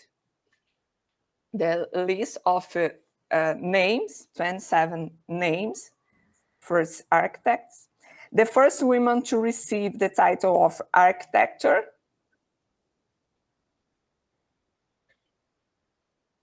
The first woman to receive the title of architecture was teacher Arinda da Cruz Sobral in 1914. The formation of the first female architect in Brazil was celebrated by newspapers of the time, as stated in the editorial of periodical O País in 1911, as shown in this slide. I have other data about Arinda, but our time is short. It's possible to affirm that architecture students participated in institutional activities, as in the case of Deia Paranhos, Débora Della Mônica, and Lícia Prado Lopes. The 3 took part in school student directory in a contest of transformation of the architecture course in higher education and debates around the reformulation. The students participated in the organization of exhibitions and competitions. How we can see, the second dimension of this work carries out an analysis of objectives based on space of professional action in the public or private sphere, events, entities, etc. The journey of the School of Fine Arts first architect, Sobral, did not happen without production. She was responsible for a project. Such a project is the São Silvestre Chapel in Rio de Janeiro, in a touristic region close to the famous Christ of the Redeemer. The fact that Sobral carried out this project could be significant if we consider the context of the urban reform in Rio. The construction of the chapel was reported and celebrated. The festivities were attended by politicians, such as the President of the Republic. The second woman graduated was Danúzia Palma in 1929, according to the slide. It's important to highlight that Palma received a gold medal at the Third Pan American Congress in Buenos Aires. Institutionally, this was the proof of female capacity, but externally, this also pointed to the legitimacy of Brazil's architectural professional among their international peers. Therefore, through this example, it's concluded that it was not only through male figures that Brazilian architecture could be recognized internationally. In Portinho's social network, identified 3 architects, Deia Torre Paranhos, Ila Schuller, and Lícia Prado Lopes. The architects worked professionally at the Federal District City Hall. I emphasize that this was an important decade for architecture, with the regulation of the professional in 1933. In a motion taken to the government in a gratitude for the regulation of the profession, the signature of Schuller, Ila Schuller, appears among the male names. On the slide, we see the signed document, the photo of Schuller and her great niece, when I got to know through this research. Paranhos, for example, carried out many activities as an urban planner. In 1935, she enrolled in the first urban planning course at the Federal District University. Paranhos also wrote articles for the City Hall Engineer magazine, released the book Rio de Janeiro and Its 400 Years. And in 1941, she participated in the discussions at the first Brazilian Congress of Urbanism. And other examples be discussed, but this presentation focuses on a selection. And here, there is the third dimension. We can see the trajectories of professionals and collective organizational arrangements in architecture and urbanism. This perspective can be identified through entities such as the Women's University Union and the Brazilian Association of Engineers and Architects. Paranhos was very active in this entity, and as an example, we highlight her presence along with other women and Mary Cannon from Women's Division of the American Department of Labor, who gave a lecture at the union's headquarters in 1943. Paranhos was also involved in the fight for women's suffrage in Brazil alongside Carmen Portinho. And the association that she created with Portinho considered the first professional entity composed of women, the Brazilian Association of Engineers and Architects. This association aimed to bring together students and professionals to help each other in their careers, according to its statute. The attendance list for the association here found in meeting includes architects, according the slide, Thus, we can understand that feminism was an agenda in the struggle for professional transformations. And today, it's also important to identify inequalities in architecture and urbanism. Therefore, feminism became a flag for professional recognition. Their experience demonstrates that being an architect and urban planner was also a right to be conquered. The most traditional narratives concede that the result of one project had its origin in development under the control of a master creator. Stratigakos highlights the monographic format that's a narrative model which celebrates the genuine male hero, who, in his practice, demonstrates vigor, firmness, and other attributes credited to the gender. A counterpoint to this monograph language would be the understanding through a complex network of subjects and institutions, as I try to do in my thesis, in my research. On the slides, you can see the dissemination of finds of this research in Brazilian academic area, media, press, and finally here, the reference. Thanks a lot.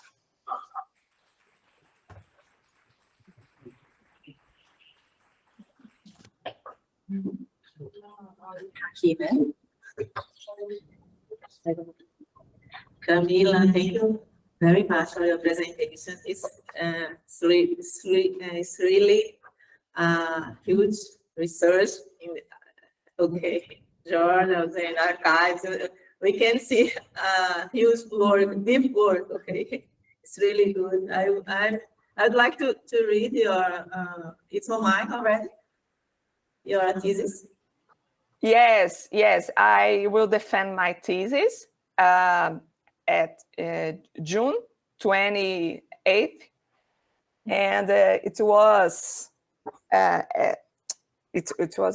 be in YouTube, the platform of my program, and everybody can see. She's inviting everyone to. Yes. Be at the YouTube. Okay. Thank you so much. Mary would like to say something for you. 1 minute. Very quick, because we have a lot I know. First, I just also was really impressed with your research and quite excited by the journalism. But I don't know if there's a website, kind of like what I'm doing with Victoria Rosner on pioneering women of American architecture. But your talk made me really want to encourage you and others to do something on these early Brazilian women architects. I just think you're doing the research, and it would be wonderful to make it public, like you said, not just for Brazil, but for the world. And I'm thrilled and curious that women graduated in architecture so much earlier in Brazil than Portugal, and really quite early compared to a lot of Europe, earlier than Italy and Spain. So I just want to encourage to take it to yet another step where you get energy.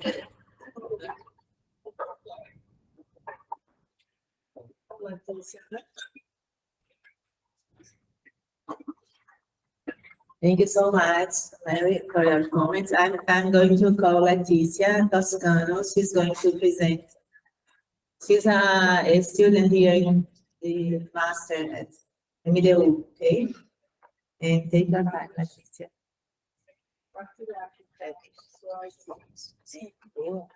Não, é aqui. Acho que é aqui, né? Pode ser tela esquerda. Aqui, vai.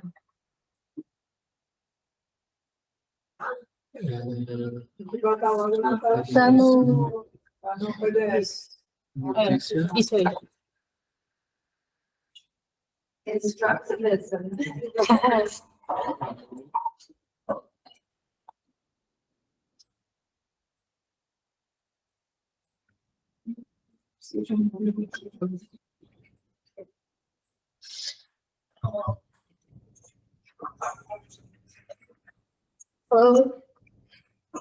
Eita. Acho que é porque está com o som muito alto, Carlos. Carlos, pode ligar. Aí eu acho que não tá ligado, mas fala aí, Letícia, problema. Oi. Pronto? Acho que sim. Okay. Acho que pode ligar lá, né? Okay, I'm Leticia, and I will present Arquigrupo, the trajectory of female architecture office in Brazilian Northeast. That's a study of case that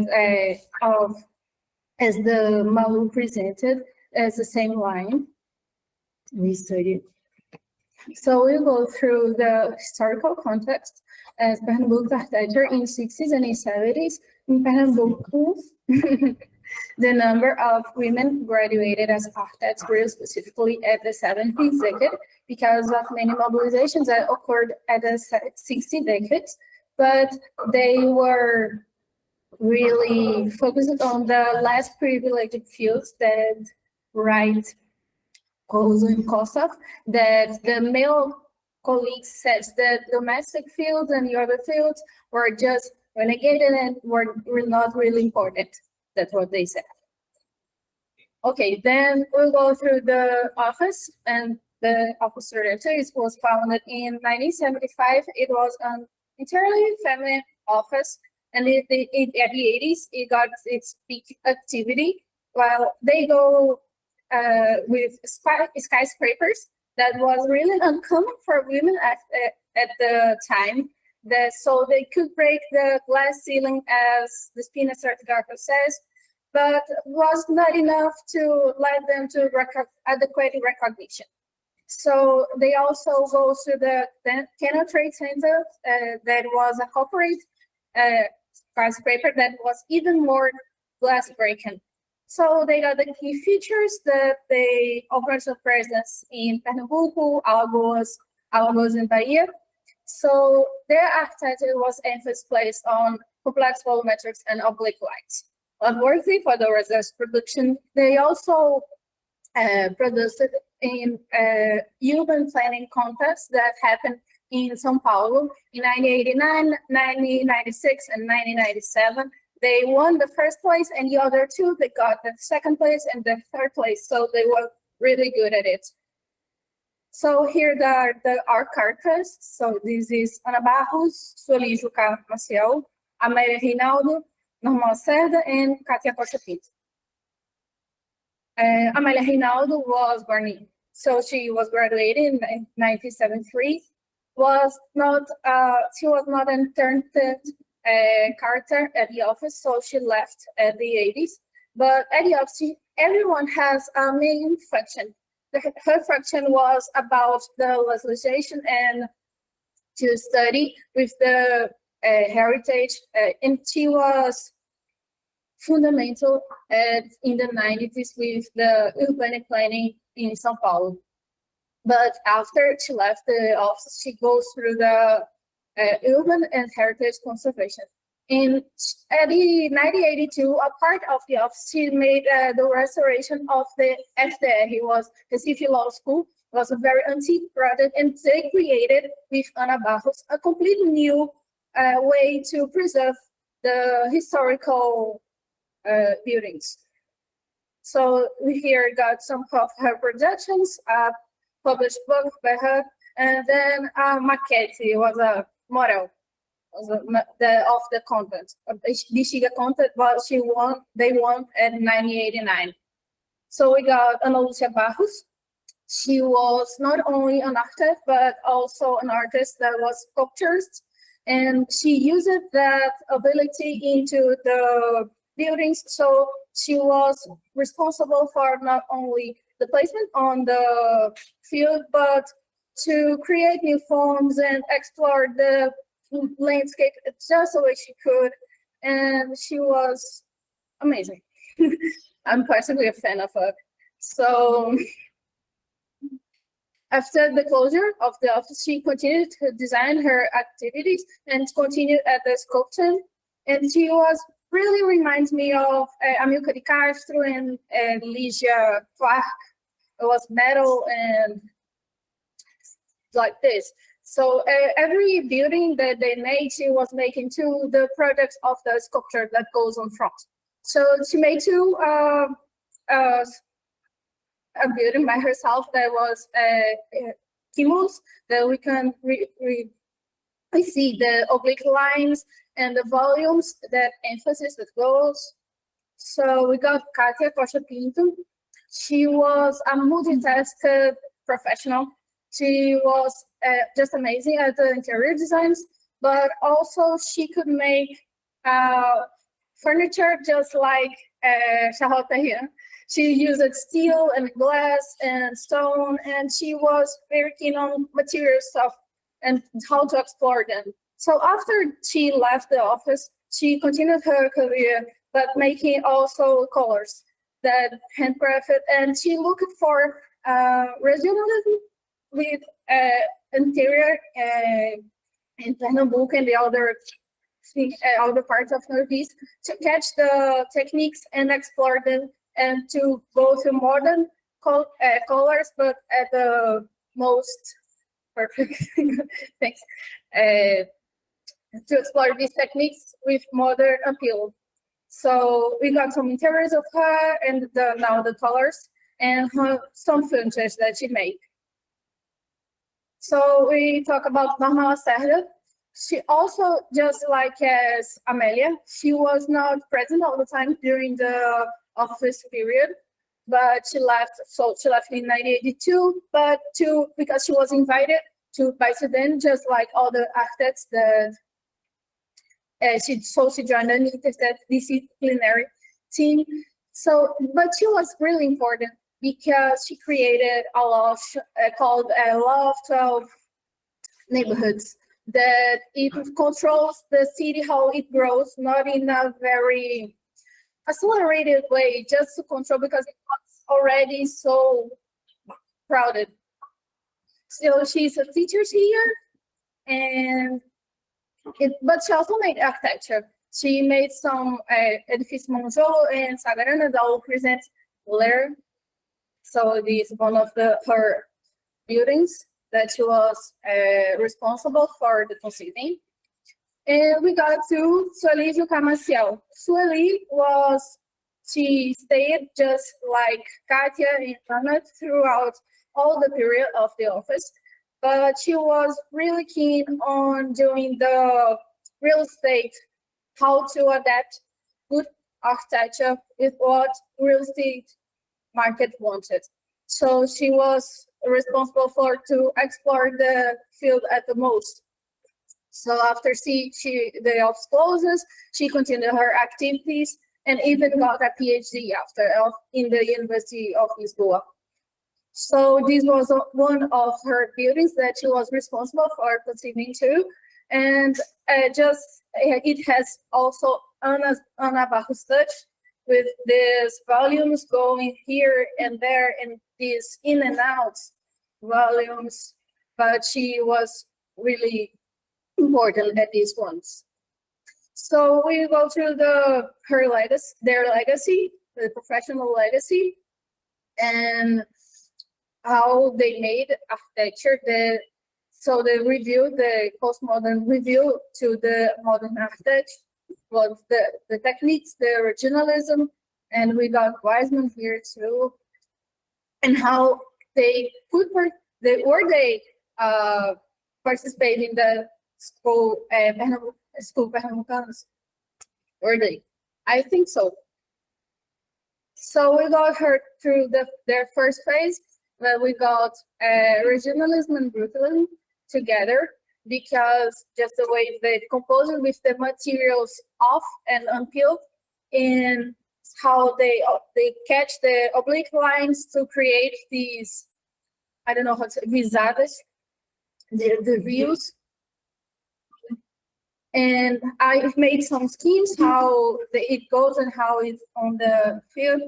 We go through seeing how it can be permeable, in the areas. But I think the most interesting thing about it is, you know, Carlos Scarpa, the narrative detail that goes here and there. We can see throughout these little tiny windows, and I think that it's really beautiful.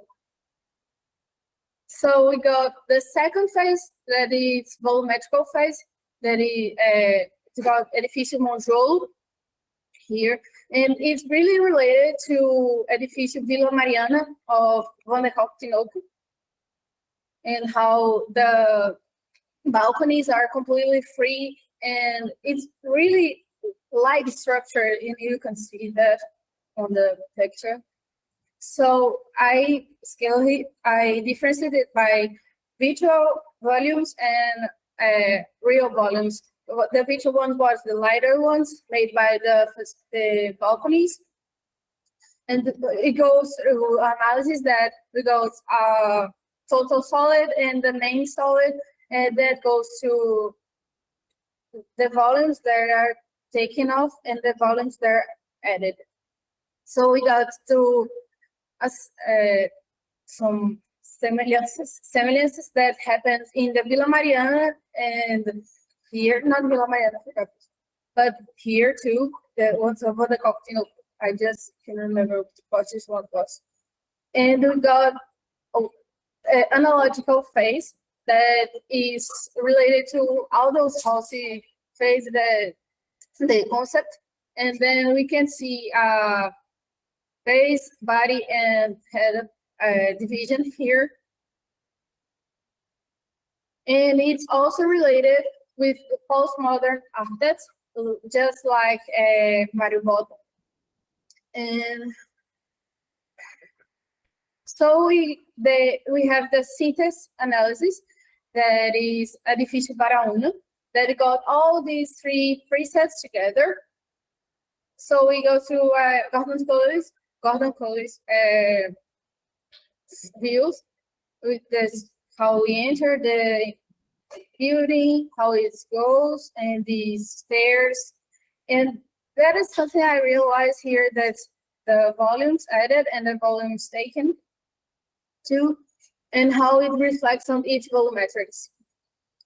At the plane, at the floor plane, we can see intimacy sector and the social sector that goes with Luis Amorim paradigms and paradoxes. And we see in here too interior made by Cate Costa Pinto, and that's why it is syntactical analysis, because it got all the traces together. So we see, just as in Genetic Cost Interiors, the region present with more erudite artifacts, and the balcony, and it's the kitchen, it's all decorated and really like a unique thing. So that's it.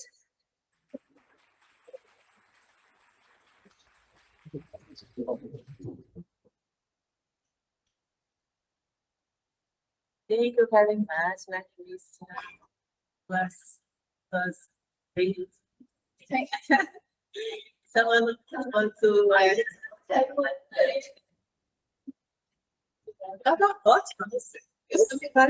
I loved it. It was fascinating. Definitely should do something with this research. Even talk and SAH, and do something. She's going to the Oh, great. So the theme of this sort of research and this talk is yours.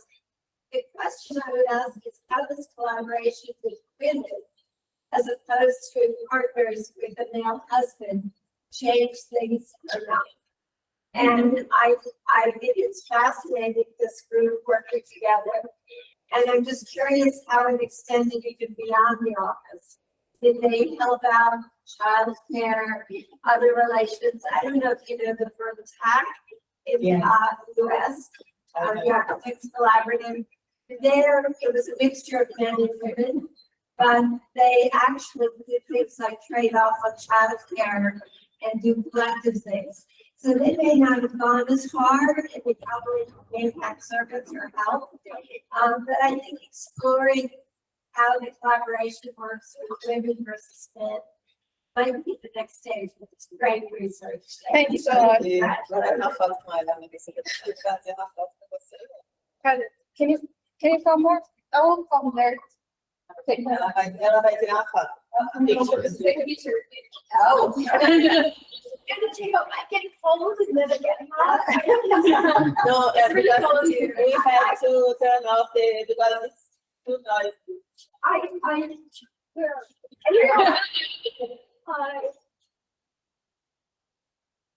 It's just, Thank you it's so much. fancy, it's a nice, it's really pretty.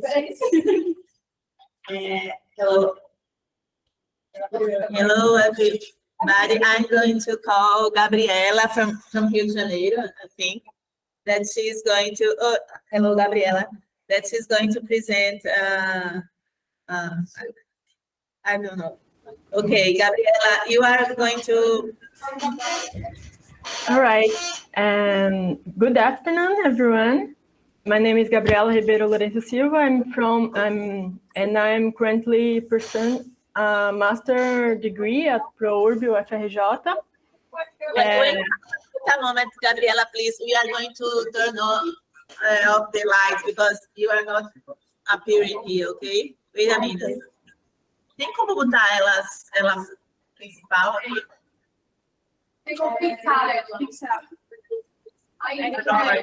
Apresentar a tela do não? É. Não. Então é só pensar. Para todos.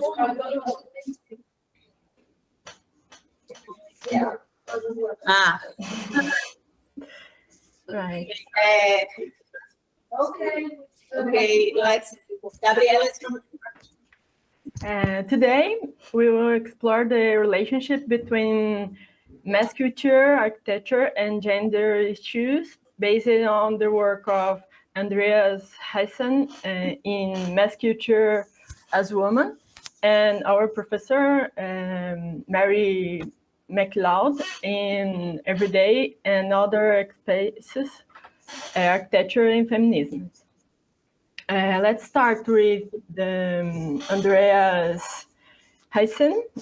He argues that mass culture has historically been associated with femininity, while authentic and or high culture is seen as domain of men.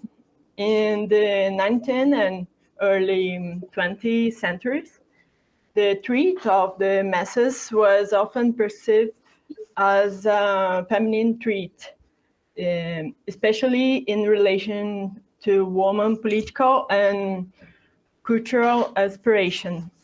This association helped to reinforce gender stereotypes and marginalize mass culture as something trivial or inferior. Heissen also discussed how modernist critics like Adorno and Horkheim feminized mass culture in their critiques. They associated mass culture with negative feminine characteristics such as superficiality and passivity. Additionally, modernists repudiated trivial literature as part of an effort to distance themselves from the banalities of everyday life and mass culture, seeking to maintain the purity and authenticity of art. Moving to Mary, she addresses the influence of feminism and identity issues such as gender, sexuality, and race in architecture theory. Mary argues that feminism can help create more inclusive and emotionally resonant architectural spaces. These spaces not only meet the functional needs of people, but also connect emotionally, provide a sense of belonging and inclusion. Both authors discuss the influence of avant-garde movements in their fields. Hassan analyzed the modernist critique of mass culture and how avant-garde movements sought to redefine art and culture. Mary, on the other hand, explored the influence of the Situationists and projects like New Babylon by Constantine architecture, while Hassan focused on cultural critique. Mary examined the practical applications of these ideas in creative urban spaces. Mary highlights examples of architectures that exemplify the intersection of inclusion and design. The Stravinsky Fountain in Paris, created by Nick de Saint-Fayot, in front of the Pompidou Center, is an example of how public art can be inclusive and interactive. Another example is the Vietnam Veterans Memorial, designed by Maya Lin in Washington, D.C., which is widely recognized for its ability to engage with visitors emotionally, providing a space for reflection and connection. Hassan discussed the shift in terminology from mass culture to terms like culture industry and consciousness industry. This change suggests a more critical view of mass culture as something administered and imposed from above, erasing gender's connotations. Mary, in turn, proposed exploring new urban statics in concepts in architectures that go beyond negation or disruption, seeking more inclusive and engaging ways of designing urban spaces. So in summary, both texts offer important perspectives on how gender issues influence mass culture and architecture. Hassan helps us to understand the feminization of mass culture and its implication, while Mary shows us how feminism can transform architecture into a more inclusive and emotionally resonant practice. By interacting these perspectives, we can seek more innovation and inclusive ways to engage with culture and urban spaces.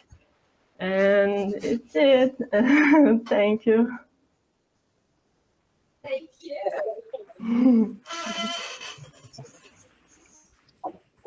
Thank you, Gabriela. You did have a hard work. Yes. Yes, because I'm sorry, but I don't know. I have to apologize myself, but I haven't read this. Okay, so maybe you can. I can say a few words. Literally. Thank you. I think it is courageous always to talk in front of an author. So I thank you. And I also think you got in the case of my essay, the major point. As you can see, I was trying not just to focus in that essay on the domestic realm, which I did in this series. But I think one question I have, I think you're right to be generous with what Andreas, who's a wonderful colleague, by the way. He's a great mind, and also in my case, fortunate to be a friend. But I think one of the questions I always have about this essay, which was provocative and written in the mid-80s, was that if he forgets that mass culture also is gendered. Because yes, there's the gendering that he showed on the crowd, the romance novels, the Gothic novels, all of those things. But there's also the mass culture of sports, boys' toys, Peter games. Yes, there are a few family games, but we all know how much it's sort of male-oriented. And I actually challenged Andreas, and he would agree with me if you read his introduction, that architecture doesn't work very well with this model because we're a field where we never could exclude daily life. We could never be autonomous the way Adorno or Greenberg tried to suggest. So we had mass culture and modernism with airplanes, trains, well, some trains, not but ships, whatever Corbu was saying, factory buildings, etc., which didn't be around then. So I guess what I'm trying to say is, like I'm always trying to do, is break down this sort of duality, which I think was already there in modernism, but in architecture, but was still often very blended. And how do you not only break down the duality between mass culture or low art and high art, as postmodernism began to do in pluralism, but how can you break down the gendering in those areas? And so it probably didn't come through in that early essay, but that's kind of larger goal for me. And just to give you a little historical perspective, Andreas now would say that he doesn't think the boundaries between modernism and postmodernism are always so clear. That modernism is much more diverse than we characterized it following the Adorno-Greenberg line, some of the early architectural histories. And likewise, postmodernism wasn't without its very sexist moments. We all know how the male heroes, whether it's the historicist side like Michael Graves, or whether in Charles Lord, or whether it's the decon side, Peter Eisman, Bernard Schuby, how much it was male stars, with Zaha strangely totally untheoretical, always the one exception, which Andrea mentioned. So I just wanted to add that even those categorizations may be rethinking as we progress in time. But thank you for your very clear and also excellent English. It's not easy reading theory in another language, and you presented it so well. Thank you so much.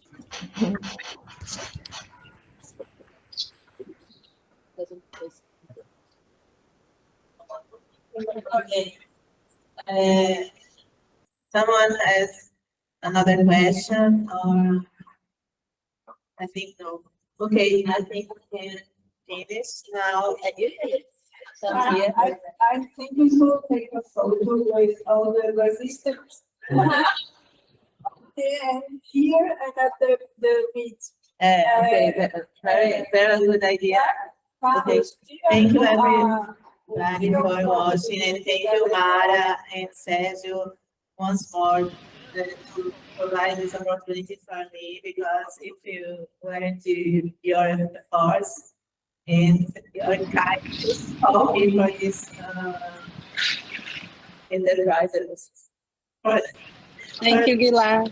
Course, okay, I'm not going to participate in it. It was really a pleasure to receive my boy here. And for our students, it's a great opportunity, of course. I'm going to call Mary and everyone to take a picture for the picture. Let me just say thank you too. And a big thank you, Laura, Sergio, Monica, Gila, Natalia, everybody who was involved in this research. It's just been a pleasure, and I'm learning so much. I have the feeling the learning is on my side more than yours. Thank you.